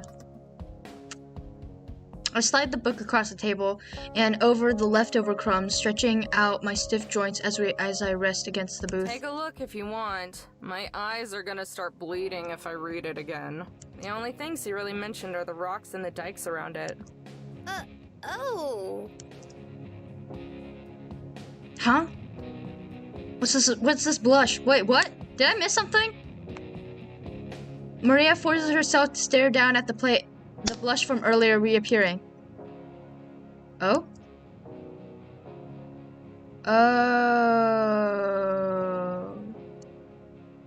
No, not like that. Huh? Huh? Huh? What did I miss? I feel like I'm missing something very contents cluey. What? Uh-huh, at least one girl would cry for the rest of her life, huh? I shall cook rice, alright. What? Did I miss something? I missed something. What did I miss? The only things you really mentioned are the rocks and the dikes around it. What's dikes? Is it dikes? What are those?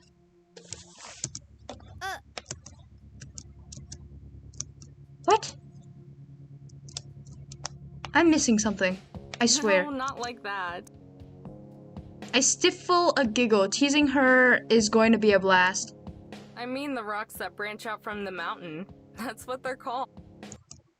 Huh. It's so simple, but it makes sense. I shoot up and throw down some money. Maria jumps at the sound of... Huh? Justice for that one girl in the triangle who we don't know. Bruh, that girl is so popular. If you see her, you'll say she's beautiful.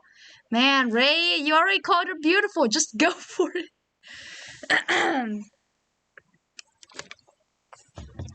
I shoot up and throw down some money. Maria jumps at the sound of the table rattling. What's the matter? Did you figure out where it is? Maybe. At least a general area. I march towards the door. The table rattles again as Maria leaps up. She stays behind to straighten it out before scrambling to catch up with me. We're going now? Hell no. We don't have any equipment. But we know someone who does. I shove the door open, the last bastion between fresh air and burning dry heat. Come on. Let's go cash in a favor.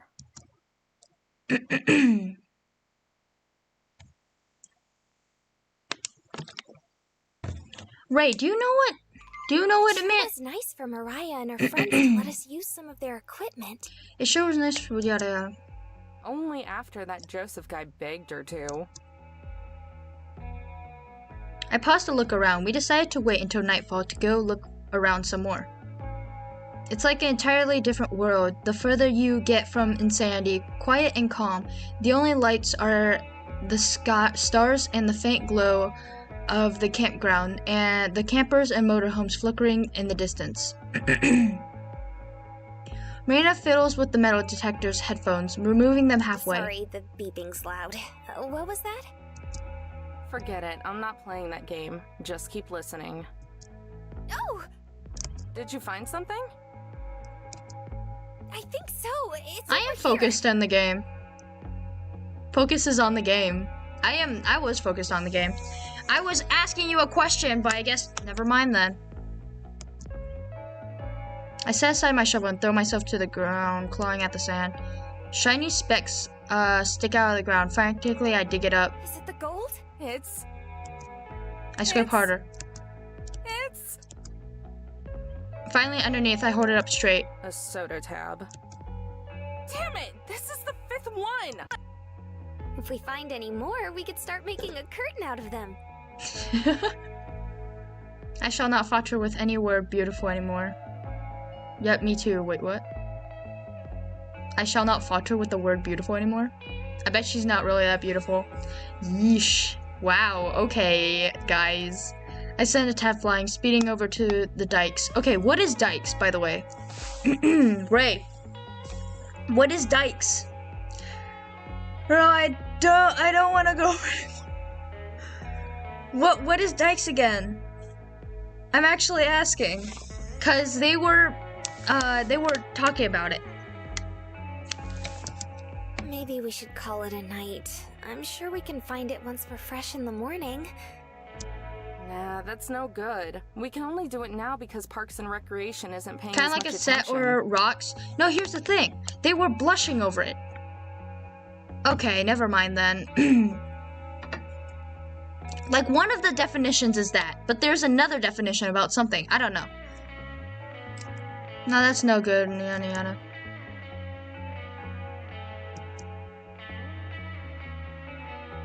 We'll keep looking for a little while. If we can't find anything, we might want to assume the worst.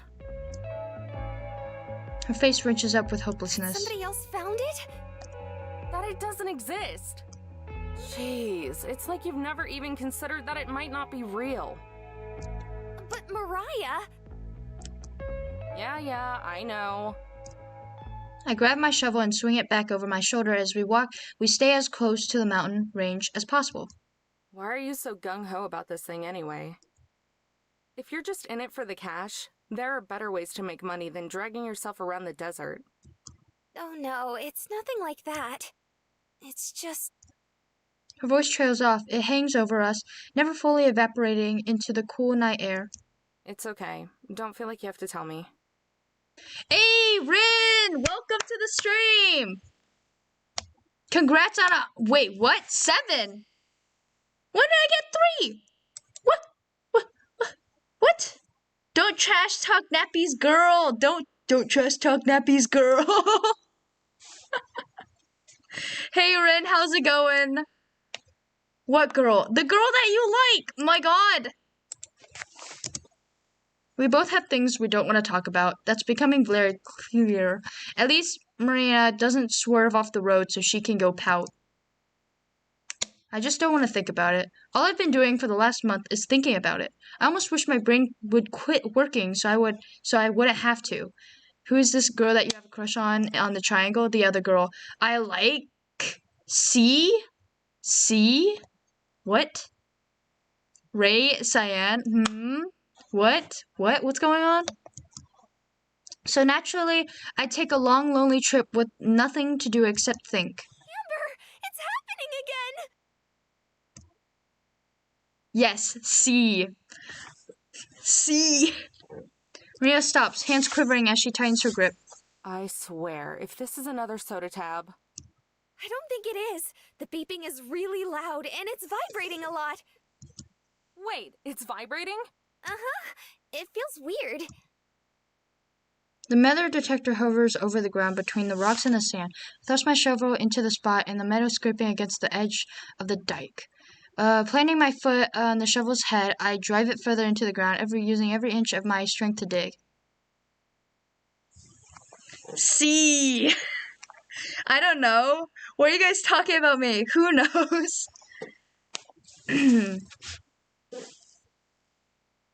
First load dirt and sand unclenches from the ground, loosening the earth around it. I throw the load aside and repeat the process. Each time, it's a little easier, a little lighter. Finally, the shovel strikes something hard, sending a shocking vibration through my head and up in my entire body. I haven't dug that deep. I was talking about Joseph earlier, and they gone wild. They are gone wild. We're trying to solve the mystery here, and we need your help. Yes. Well, Cyan, I guess you like C, and C likes Rin, and Rin likes Nappy. It's a perfect triangle. Yuri game? Yes, this is a Yuri game. I haven't dug that deep. Dropping to my knees, I reach my hands into the hole and brushing off the remaining dirt. Rin leans in. The sound of her anxious swallowing is barely audible over my heavy breathing. My fingers brush against something. I gulp and pull out the hole's contents, a small, rotting wood box. My heart stops. Trembling, I open the box, and leftover dirt falling into my lap. Gold. It exists? No, C likes Ray. By God. I like aerogene, whatever, what is aerogene again? Aerogene, whatever that means. Whatever that means, what is that?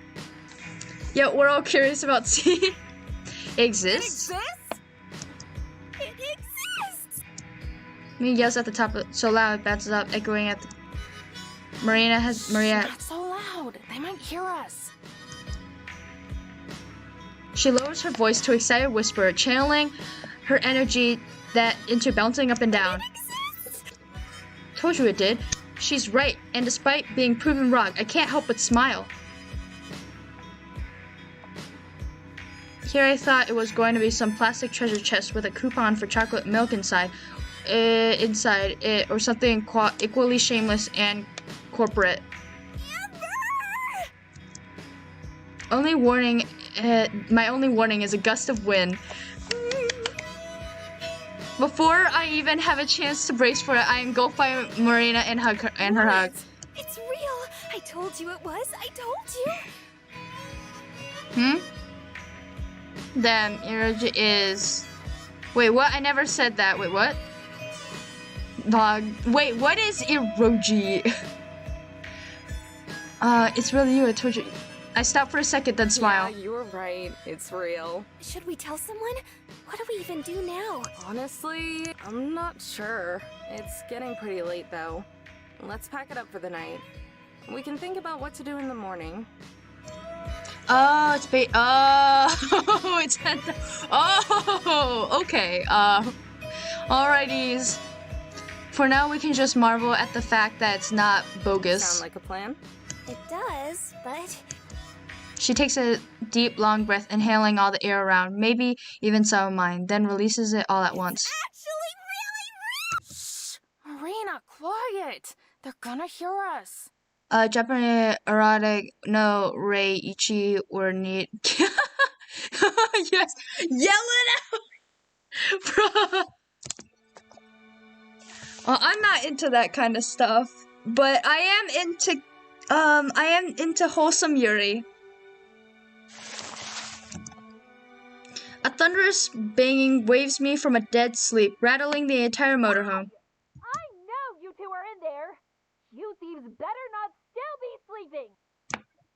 A muffled shout leaks from outside, followed by another voice. Yes, it's not even 7. Can I go back to bed? Another You're voice. better off just rolling with it. For her, it may as well be noon. Open up, or I Did swear someone Joe's say, gonna bust down the door. I swear Joe's gonna. Wait, what?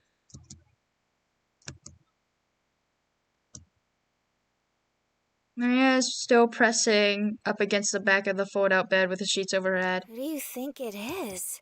Take a wild. Throw open the door as my 3 favorite people stand behind About before. time. Do you have any idea how long we've been out here? Stream it, Rin! Stream it, Rin! Stream it, Rin! I might do a gameplay recording. Yo, Rin, I would watch it. No, I would not watch it. My pureness is gonna go out the roof. Pay attention to the dialogues now. I am. YouTube will kill me. No.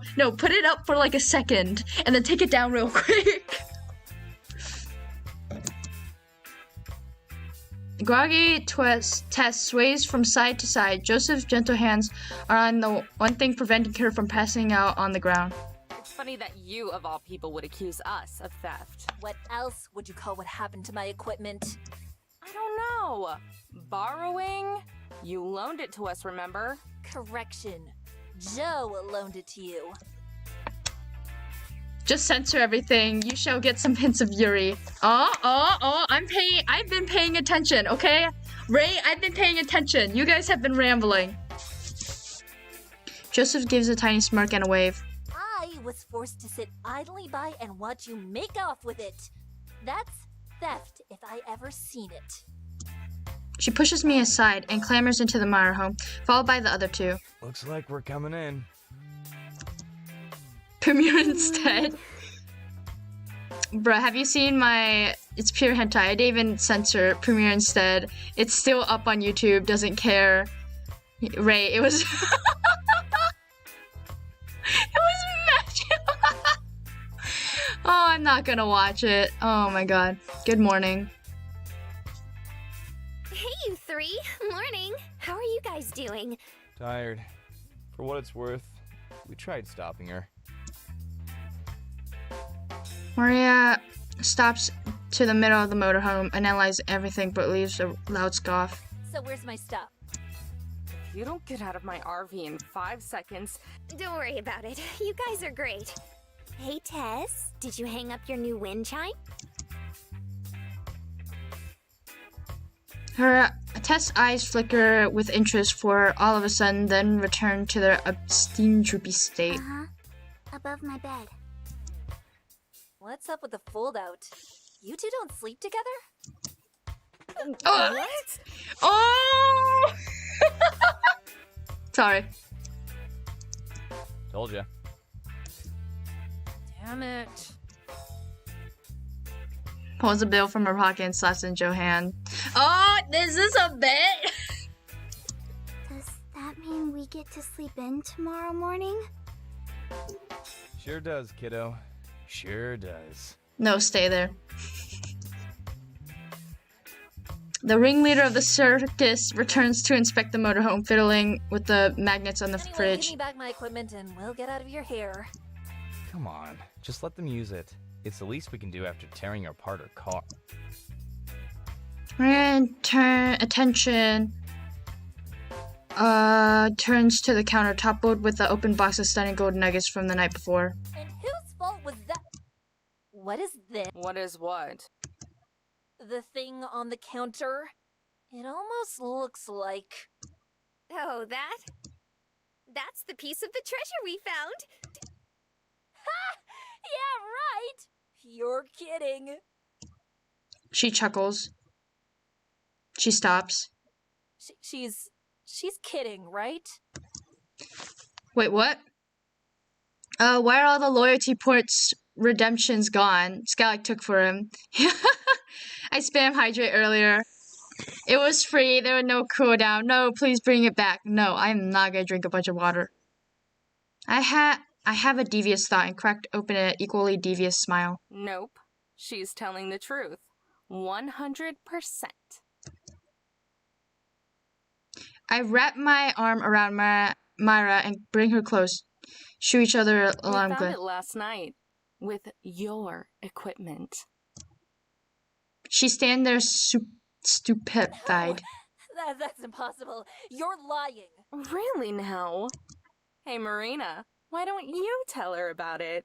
Sure thing! It started yesterday after we met. Amber looked at the journal again and thought it might be near the smaller rocks behind the bigger one. They're called dikes, I think. Anyway, turns out she was right! Maria looks down and mutters to herself. How? Why wouldn't he just hide it on the mountain? It doesn't make sense. If he was going back to Her voice diminishes until her words reduce to lip flaps. Like a mad scientist trying to figure out a complex equation, she retreats to her own little world. Mariah? Alright? A smidgen of sympathy buds inside of me. I look at Joseph and Tess. Even they look at little shocked. Is she gonna be okay?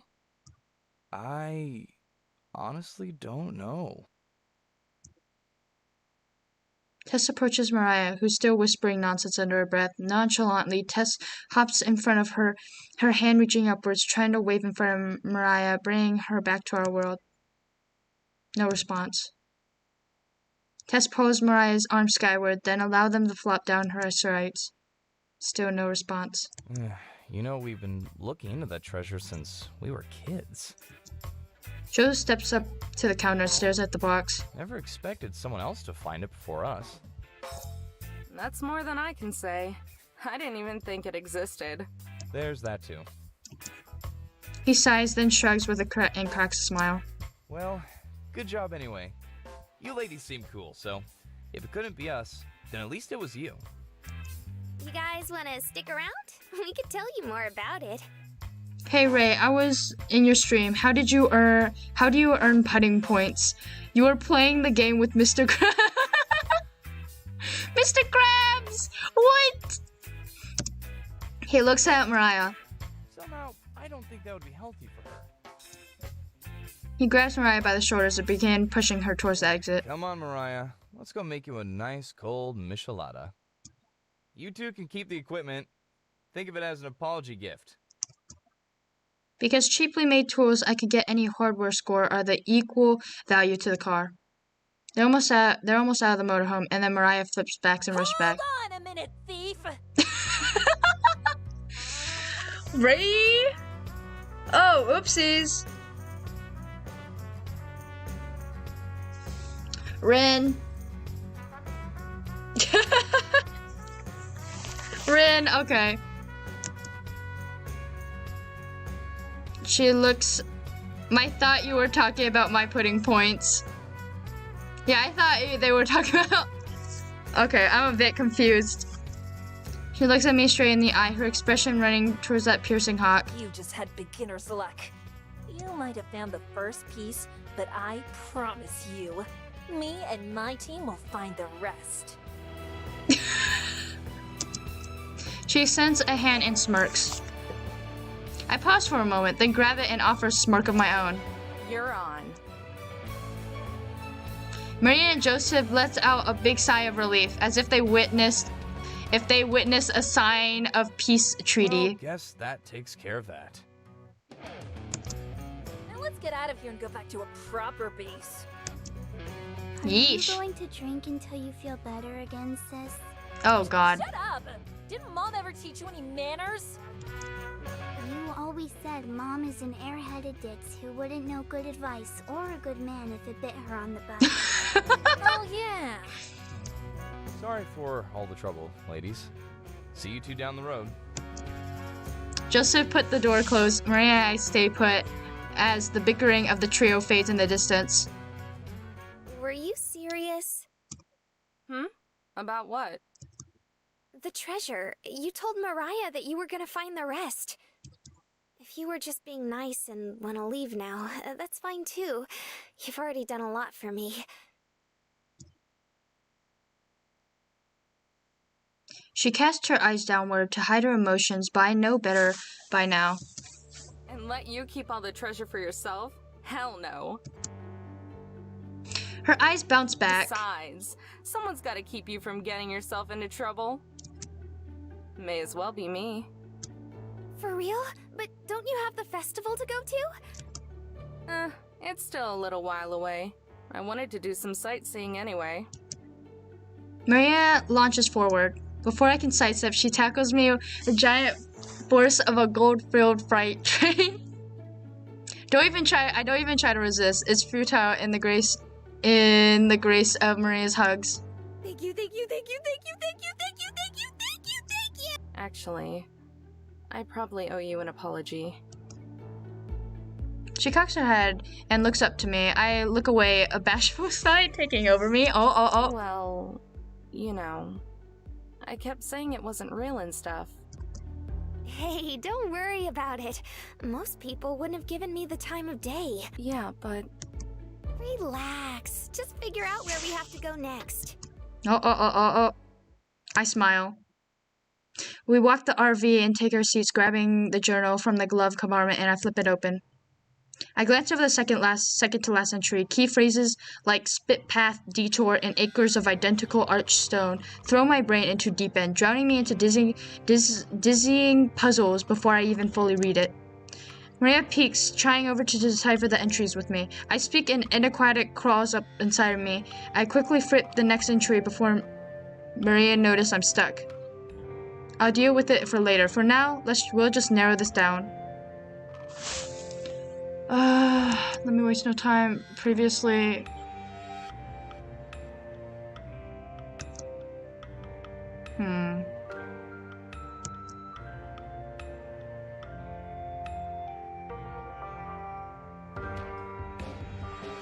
Just for sometimes with my horse nearby.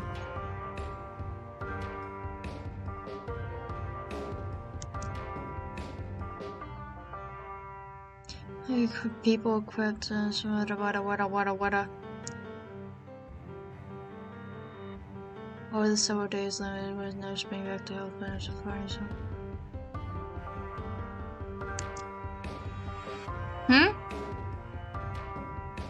You're off to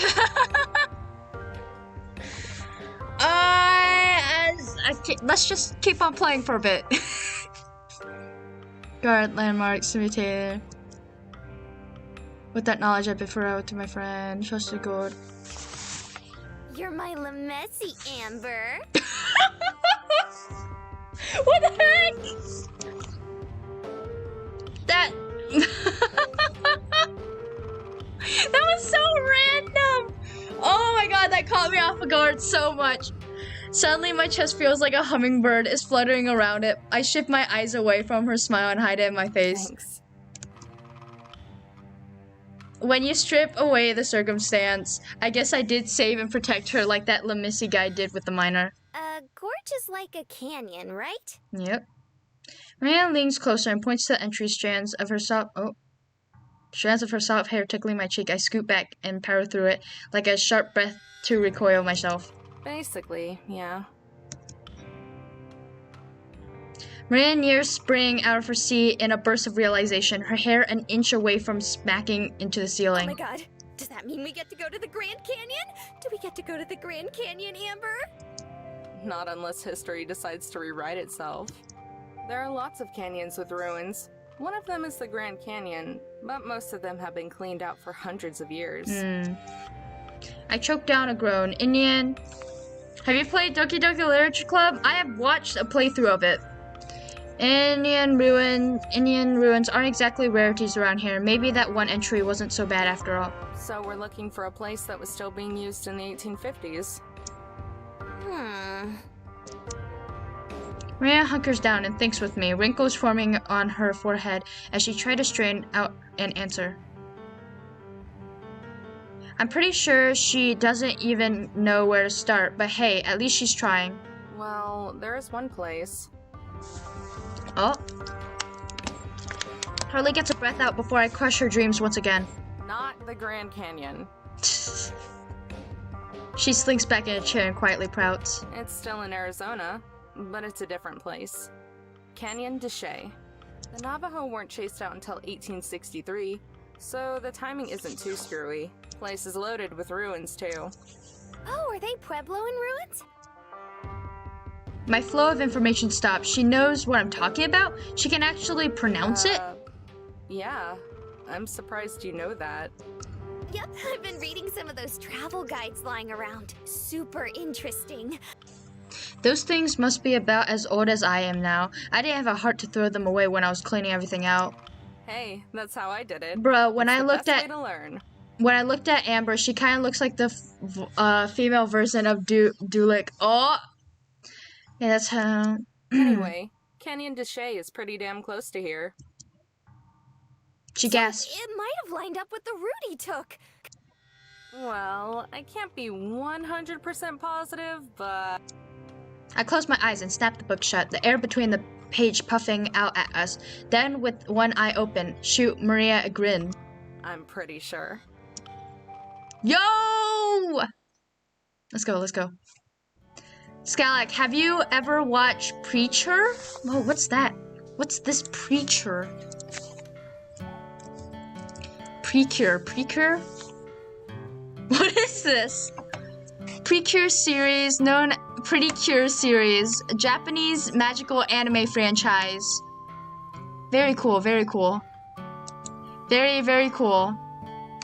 Look at that prettiness. Very pretty. No, I haven't.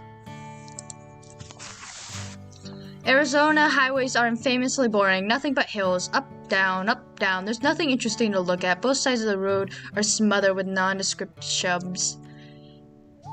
It's the part of the country where you just zone out and drive on autopilot. Who watches Glitter Force? What's Glitter Force? What is this? What is this? It's on Netflix? What is this?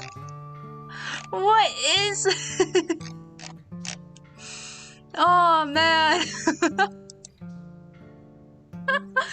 Claim the free game, my time in Portia. Is that the free game today? Have you watched Alice in Borderland? It's really good. Wait, I've heard of that. Alice in Borderland. I've heard of that. Have I watched it? No, I have not. But I definitely heard of another thing called Alice in something. Sounds cool. Wait, what was the free game yesterday? Darkest Dungeon. Anyways. When we finally see a sign of town Chinle right next to a canyon, it feels like we're approaching Promised Land. Maria looks up from the book she's reading just in time to miss the sign. Was that it? Are we there yet? Nah, 40 miles to go still, so about half an hour. She makes it sound like a pop balloon and goes back to reading. We take an exit in a tiny excuse for a town, one of those places that have a gas station and a few old houses. Tomorrow's game. Ooh! I know, right? Tomorrow's going to be night in the woods! Yo! Rin the type of girl to eat chicken nuggets with no sauce. Bruh, I do that too. It's like in Monopoly where you buy up all the property you can, even though it's not that great.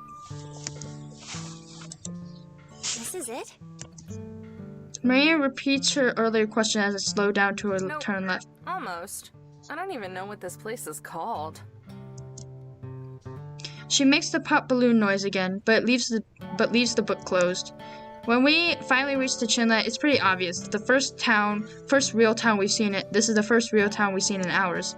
The outskirts are industrial, dominated by what I assume are factories. A pair of stray dogs lope along the side of the road, hungry and lean. Maria makes a sound of sympathy, pressing her face against the glass as we pass them. Hey, Amber. Me tempted to stream again? Sure. Hey, We're Amber. not getting a dog. You're so cute. And we could dress him up in a bandana and... No way. I've never gotten why people want to dress their pets up like people. It's cute. Maria pouts. I figured she was just joking, but she didn't actually think I would let her get a dog, right? It seems that all is forgiven by the time I pulled into the gas station. She's bouncing in her seat with usual enthusiasm. Or maybe it's her bladder. My second guess must have been correct, because as soon as I shut off the set engine, she darts out of the RV and goes to a store. While she does that, I fuel up. No telling when we'll see the next gas station. Could be 100 miles. This thing drinks gasoline like a thirsty dog drinks water. Got to go, Skylac. I'll see you next time. Byron, I'll see you next time. Have fun in your next stream. By the time I finish, Maria still isn't back, so I locked up and head inside. The store is devoid of other customers. It's unremarkable. The usual section of candy chips and overpriced beef jerky. I'm not hungry, just passing time. Maria trots out of the bathroom, glancing around. She spots me and heads Want over. anything? Duh, let's see. I leave her to agonize over the candy bars while I flip through some travel brochures behind the window. There are a couple about Canyon de Chelly, which is our destination just up the road. There are flyers about other Arizona attractions, to include the non-local ones. Of course, there are a few brochures for the Grand Canyon, plus a couple must-see sites in Phoenix, the capital. Burst through the door! Got to go! Bye! Bye, Roro! Oh, look at the time. Okay, I'm ready. I don't know, man. Okay, I'm ready. I turn around. Maria has a couple king-size bars in her hands, a large bottle of Coke tucked under her arm. You seriously need all that? Has Skylax's we mom could ever done share. that? Nah. She gives me a best offended puppy impression. Fine, fine. I still don't want anything, but I can't say no to that. Here. I'm gonna use the bathroom too. Meet you at the car. I place my wallet atop the pile of candy she's carrying and send her towards the attendant. When I come back to the bathroom, Maria's still talking to the cook. There's a bag in her hand, so she must have finished paying and gotten distracted talking. I join the two of them. So only the guided tours are open right now. Looks like she's seen a ghost. I take my wallet from where it's just sitting forgotten on the counter. I was just asking about the canyon and the tours and stuff. Huh? Have you ever gotten a haircut and get the biggest confidence boost? Nah. Click nods. Yep. I was saying how if you're here to sightsee, you might have some trouble. A lot of it's closed off because of all the kids coming and causing trouble looking for treasure. Yeah, I'm not surprised, but that's frustrating. What isn't closed off? Well, there are still some tours you can go on. Most of them, I think. But you can't do the self-guided ones. Marianne looks at me, eyes wide. Clearly she's expecting some solution from me. I got a haircut today. Nice. I just smiled at the attendant. Got it. Thank you. I lead at Dunstruck Maria out. I unlock the RV. Maria prances around me. What are we gonna do? Well, I'm gonna take a nap. She stops. Huh? I'm tired, so I'm going to nap for a little bit. I checked one of the pamphlets and there's a tour at 6:30, so we'll just join that and then sneak off. Like on our own? Yeah. Oh, Hey, Blake Smith, welcome! Welcome to the stream and welcome to the Salad Gang. Hello! Depends on the haircut, yeah. I haven't had a haircut for a year. I know your name, Blake Smith. Saying Granny asking you if you want to go here on my birthday. Amber, you're a genius! I twist a lock of my hair around my finger and glance away. Her constant compliments are a little embarrassing, especially for the stuff that seems obvious to me. Ooh, oblivious to me, Thanks. or whatever. It's not much of a plan, though.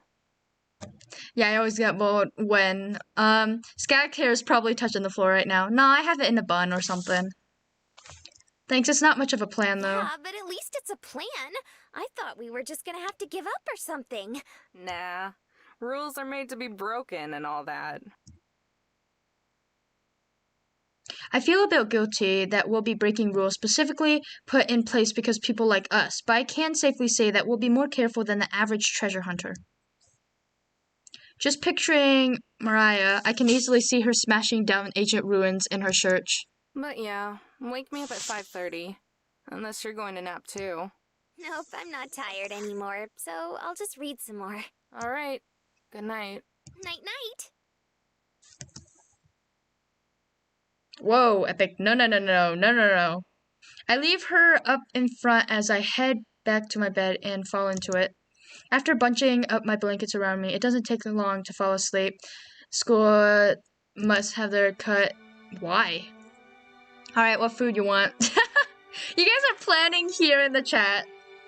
I wake up slowly, fighting to keep my eyes open, but in the back of my head, I feel like something is wrong. It takes a minute before I realize I've overslept. It's 5:45. Maria's supposed to wake me up 15 minutes ago. Maria, I call her name, but I get no response. I roll out of my bed. I massage my eyes and stumble upon forwards.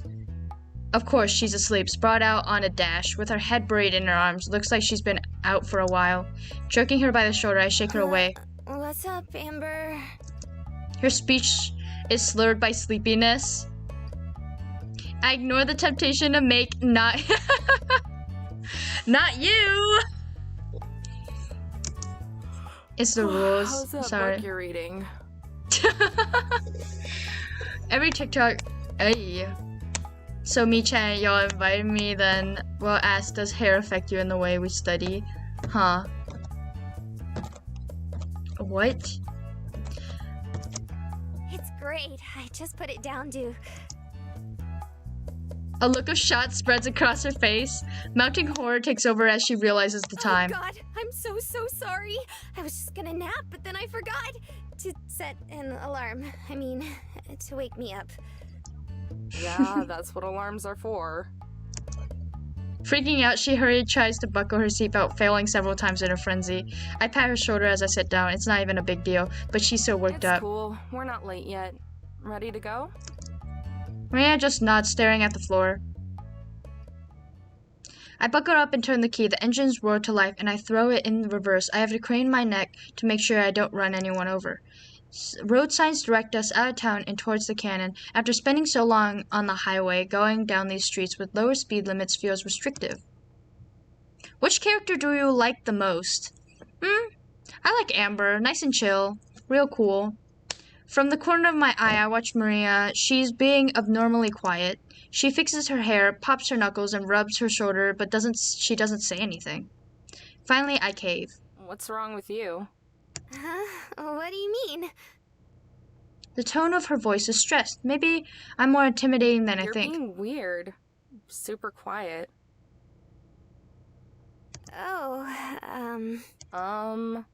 I didn't know if you were mad at me or not. What, for falling asleep? Nah, I'm not mad. Trust me, you'd know for sure if I was. I told you it wasn't a big deal, didn't I? You promise? Yeah, I promise. Oh. Maria bounces in her seat, immediately cheerier. Okay, cool. 'Cause, like, if you were mad at me already, that would be a bad sign. Sign of what? That we wouldn't be good partners. You know, treasure hunting buddies? Oh, we're partners now, are we? You're the sidekick, right? No way!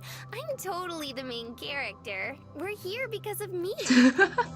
Jesus, the voice acting is so smooth. Hey, doctor! I laugh, causing her to turn away and smiling. She's a lot cuter when she smiles. I've been smiling more too because I realize as I think I start making me sad again. Do I really deserve to be smiling right now? Yo, yeah? Hey, Amber? Huh. Like she read my mind. Maria snaps me out of it. Can we listen to Super Crush again? You seriously like that one? Super Crush is one of the groups that Gramps loved to show off to other people because they were so weird. All of the members played a different instrument on each album, so it was like a whole new band every time. Yeah, it was different, but in a good way. That's definitely true. With one hand on the steering wheel, I dig around in the bin of tapes by my feet. I flick my gaze between that and the roads. Eventually, I found one that I'm looking for. It's a Halloween orange case with a text that looks like slime. When it starts to play, Maria hums along. She's almost on key. Guess she liked it enough to remember how the song goes. I crank up the volume, earning a grin from Maria. It sounds a tinny and distorted at this level, more distorted than usual. I mean, it's also more fun. Our smile lasts all the way until we rode into a nearly empty parking lot. As I turn the volume back down, I can tell she's thinking the same thing as I am. Yeah? Shouldn't there be, like, other people waiting here? There probably should. What time is it? Maria twists around to check. 6:20? What the hell? Did they start early? There's other cars around, but they're unoccupied. My parking job is hasty. I take up 2 spaces. I don't bother to correct it. We hurry out of the RV. I almost forgot the key in the ignitions. I have to double back to grab it. Maria's already over at the information desk, probably talking to the ranger. But then she turns back to me, a despair on her face visible even though it's getting dark. There's no one here! There aren't any lights inside either, probably closed at 6. I vaguely recall reading in the brochure, but I thought there would be someone around for the tours. Don't panic! I jog back to the RV and unlock it. Rummaging through the glove box, I pull out a little blue flashlight that Gramps gave me a few years ago. I click it on and off a couple times to make sure that it works. After I lock everything back up, I join Maria by the unhelpful help desk. She's bouncing on her heels, hands clasped together. Hey, it's alright. Worst comes to worst, we'll just do it tomorrow. But what if someone else finds the treasure tonight? We don't have an answer for that one. I don't have an answer Guess for we'll that just one. have to catch up then, huh? Turning on the flashlight, I swing the beam around. While there's still some daylight left, it isn't much, maybe half an hour at the most. Catch up to what? The tour group's silly. Even if we're late, they can't have left that long ago. And they'll be stopping a bunch, so we should be able to find them easily. By ourselves? Her voice is almost a squawk, like a surprised parrot. Well, yeah. I don't see anyone else around. Do you? I swerve around. and am so happy that Skylax enjoying the game. Oh yeah, I'm enjoying this game. I swerve around, illuminating nothing but rocks and bushes. Come on, it'll be fine. It's not like there are going to be bears or mountain lions this close to a parking lot. Those kinds of things live here? If she didn't know that, then what is she afraid of? Probably. I don't know. But come on, we're wasting time. Maria whimpers. Then, surprising me, she grabs my hand. Oh! Whoa! Whoa! Hand grabbing. Okay. Hers is sweaty and warm. I turn and look at her, and we meet her wide eyes. It looks like she might cry. It makes me regret being so pushy. We don't have to do it if you don't want to. She shakes her head, but clings to me like a kid, her free hand buried in my clothes. If it were any brighter out, she'd see my face turn red. Oh. Like I said, if we don't go now, someone else will beat us to it. Yuri intensifies! Just stay close, okay? Yeah, of course. Skalak amazed by hand holding. It's a big step! It's a big step! Oh my god. Of course. Hey, Doc! Read the sign! Warning, this is a Yuri stream. So if you are not comfortable with this. She lets me lead, but doesn't let go of my hand. A large wind sign marks the start of the trail. So, are you scared of the dark? Yo! But you were fine at Shiprock. That was different. My god, just like me. Maria arms jerk, but she doesn't let go. In a town with people, and roads, and no mountain lions. The temptation of teasing her more is strong, but I don't. Every time a bird calls or something make the bush shake, I feel her flinch a little. Nah, I'm good, alright. Somehow, even this side of her is cute too. A little childish, sure, but it's nice to have her rely on me to keep her safe. I take her mind off of things. I make small talk. So, what are you gonna do once you're filthy rich from the treasure? Sorry, what? I asked what you'll do with your share of the treasure. Maria is low-key cute though. That's so true. I asked what you'll do with your share of the treasure. Oh, I'm not sure yet. I haven't thought about it. We're out here looking, and you don't even have a plan for it? It was a spur-of-the-moment thing. What about you, huh? I don't know either. Ha! See, I'm not. Yeah, but I wasn't planning on looking for it, you know? I haven't spent as much time thinking about it. I'm smiling so much right now. Oh my god, I don't want to go to bed! I glance behind me to see Maria stick out her tongue. I laugh. But, let's see. I definitely need to pay off Gramps' hospital and funeral expenses. After that, I guess I should probably get the motorhome fixed up. It's not gonna break down on us or anything, but it's kind of old. Why not just buy a new one? Hell no! My response comes out snappier than I intended. It's just that it has sentimental value, you know? I'd rather keep that than buy a newer, better car. I grew up in that thing. I could never just replace it. After that, I'd probably just keep doing what I was doing before I met you. And what's that? Wandering. Wandering? Don't you want to stop wandering sometime? My steps slow a bit. It's an innocent question, but it hits me hard. Not yet, no. I whisper it. Marian catches up next to me, dropping my hand as she does so. At least I'm not the only one without a goal. I poke her in the side and she squirms a couple feet. No! Torque. Aww.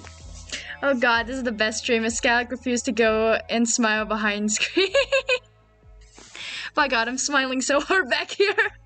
It's hard to stay sad around her. I mean, I'm always smiling over here, but, you know, it just hurts my... I'm smiling so much it hurts my face. As we turn around a curve in the road, the tour group comes to view. Just ahead, a cluster of people, most of them armed with flashlights. It's hard to know for sure, but we can see at least a dozen figures. The tour guide is shining his light at a rock face, illuminating some design. Everyone has their backs to us. Try to be as sneaky as possible. We want to join up without them noticing.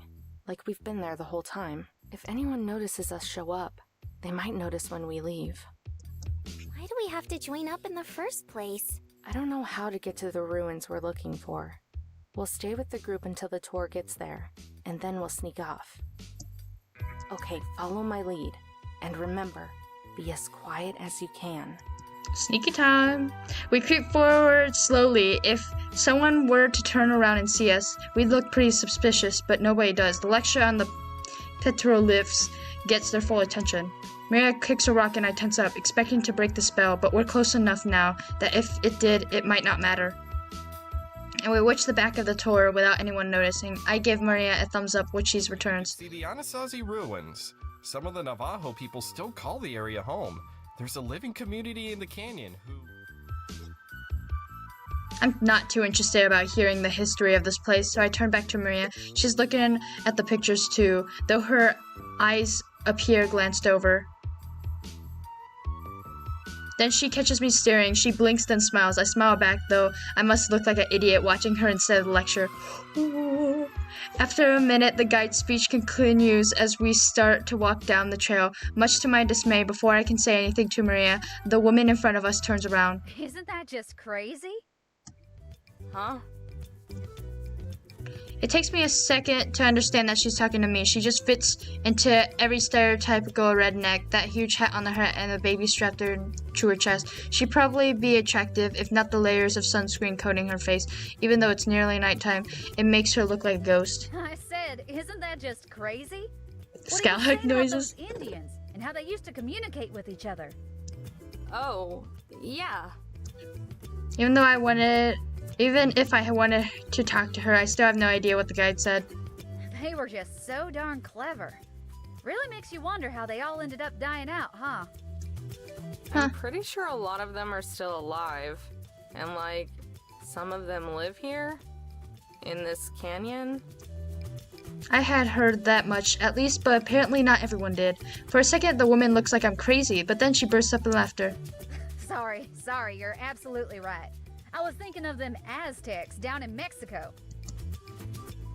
Her laugh is more like bray. She sounds like a farm animal. In my head, I keep hoping she'll turn around and leave us alone. But we're not so lucky. She keeps chatting us up as we follow the trail. I'm self-conscious about how noisy she's being compared to the low noise level of others. Say, is that where the name Texas comes from? From Aztec? Before I can answer, she starts shouting at someone else. Howard!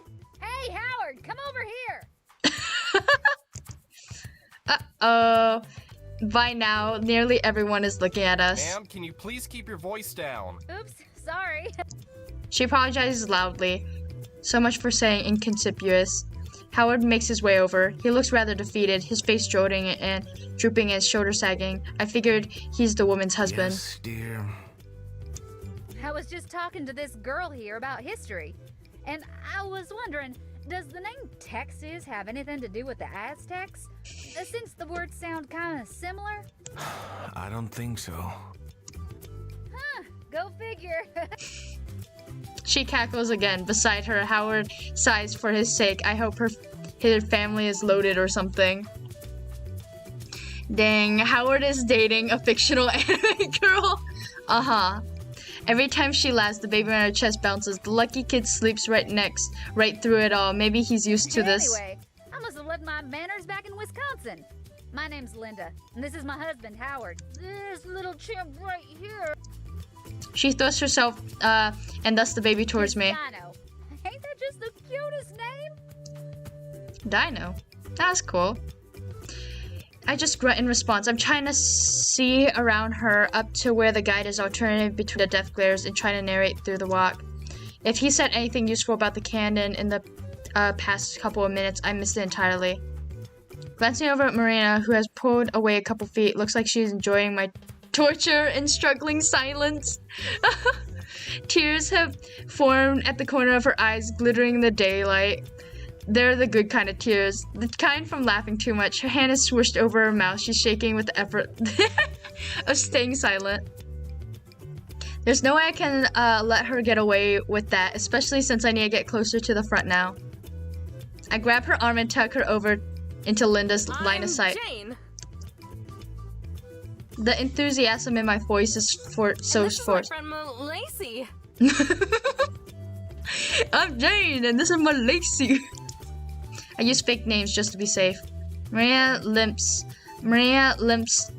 shakes Linda's hand, which has grabbed hers. The Meredith has vanished from Maria's face. Good. Nice to meet you. Linda pumps her arm like a guillotine, grinning broadly, and yet still managing to walk. It's so good to see young people taking an interest in nature and history and all that. Are y'all from around here? We're originally from Tennessee, see, but moved to Wisconsin and...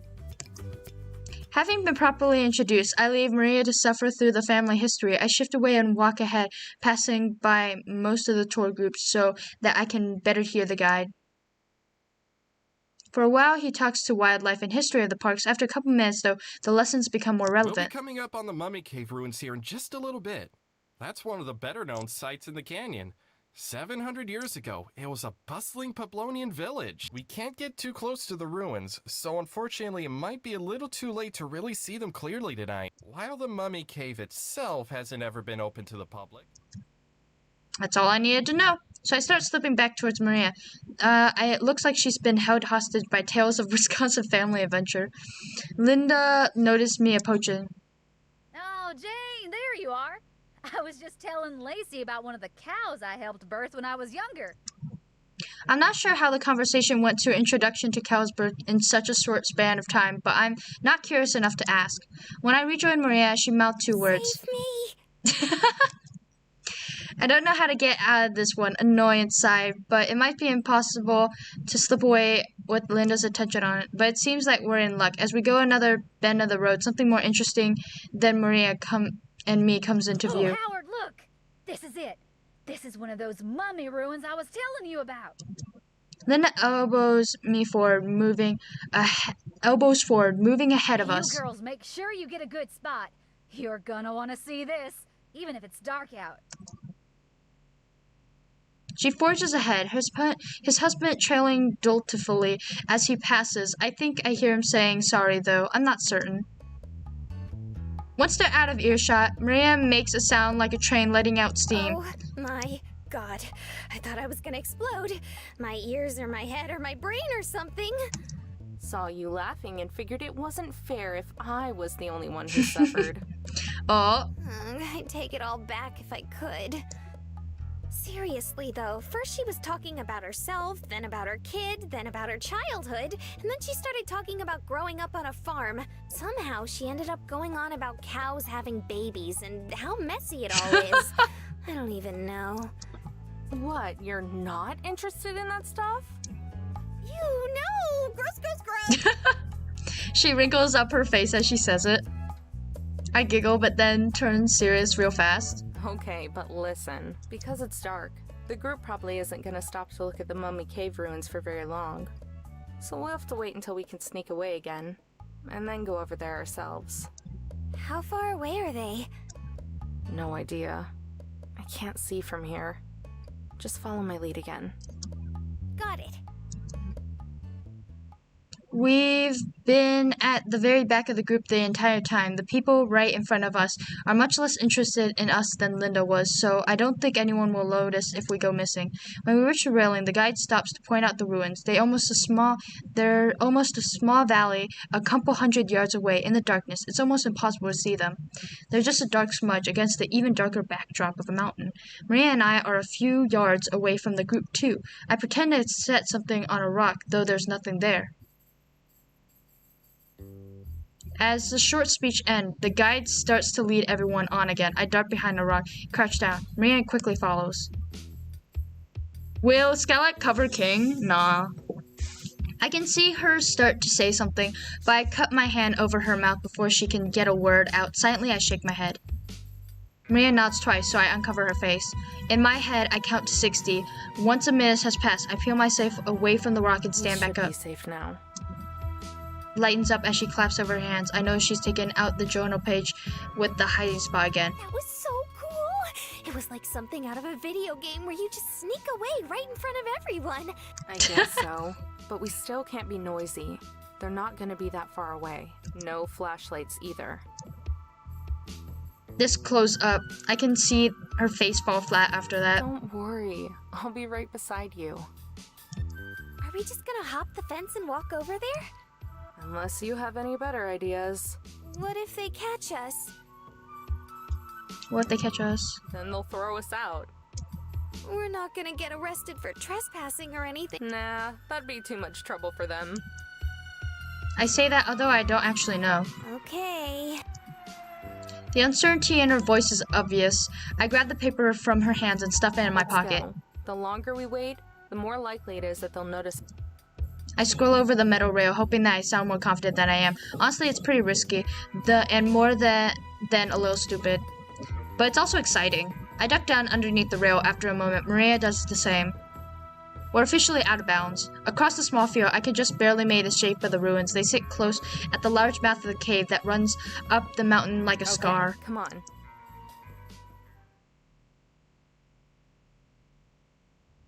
There's an incline, but it's not too bad. Next to me, Maria spreads her arms out for balance, but I'm not confident enough to not need to. Crossing over to the ruins themselves, there'll be the riskier part. There's no cover for anyone and anyone who happens to look over will see us. We just have to hope that the tour group has more somewhere else without a line of sight on us. Hurry. I grab Maria's hand again and start to run. She struggles to keep up, so I slow down a bit. It takes 2 minutes from one end to the other. When we reach the far wall, Maria's breathing is Don't do much strained. running, do you? Not it. Oh. Every word is punctuated with a paint. I'm whited too, but I fight my lungs not to show it. I have to look strong for Maria. Ready for the fun part? Is it actually fun? Not yet. We've still got to get up there. I point at the lip of the cave, a good 50 feet or so above us still. Maria's face goes pale as she stares at the sheer rock wall in front of us. We're gonna have to climb that, are we? How else? I wait a second for the shook to hit her face. Before I laugh, I shake my head. Just kidding. Come over here. A short distance away is a slope, somewhat steep, but not too long. It leads up to a part of the cave close to the ruins. We actually do have to go up this one. Her face still looks doubtful. I don't know if I can get up that. Sure you can. It's easy. Look. I hike up a couple steps. Dirt and a bit of gravel tumble down past my feet. It's mostly stable. It's almost all dirt. If it was loose rock, we'd be in trouble. Shoot. It's almost dirt. I gotta go! Still looking certain. Maria takes a careful step behind me, then another. She slides back down with a little bit of each step. Try to spread out your weight a little more evenly. You don't want to lose your balance and fall over. Aye, go, go, go, go! By doing what I say, she's able to reach where I'm standing. Good job. Now just do that like 50 more times. Maria groans, but I've already started. I glance back behind me. She's trailing only a couple steps forward. So, a couple steps back. For all her worrying, she's doing okay. I'm about to compliment her when I feel the earth shift beneath me and my foot slides loose. Whoa! With a yelp, I lose my balance, arms flailing as I try not to fall. Then faster I can process, Maria's arm shoots out and grabs my sleeve. She tugs me back up Are tight. you okay? Oh my god, is your ankle alright? It's not broken, is it? Panic is clearly painted across her face. No, I'm fine. I'm fine. I'm speedrun this. The only thing injured is my pride. Are you sure?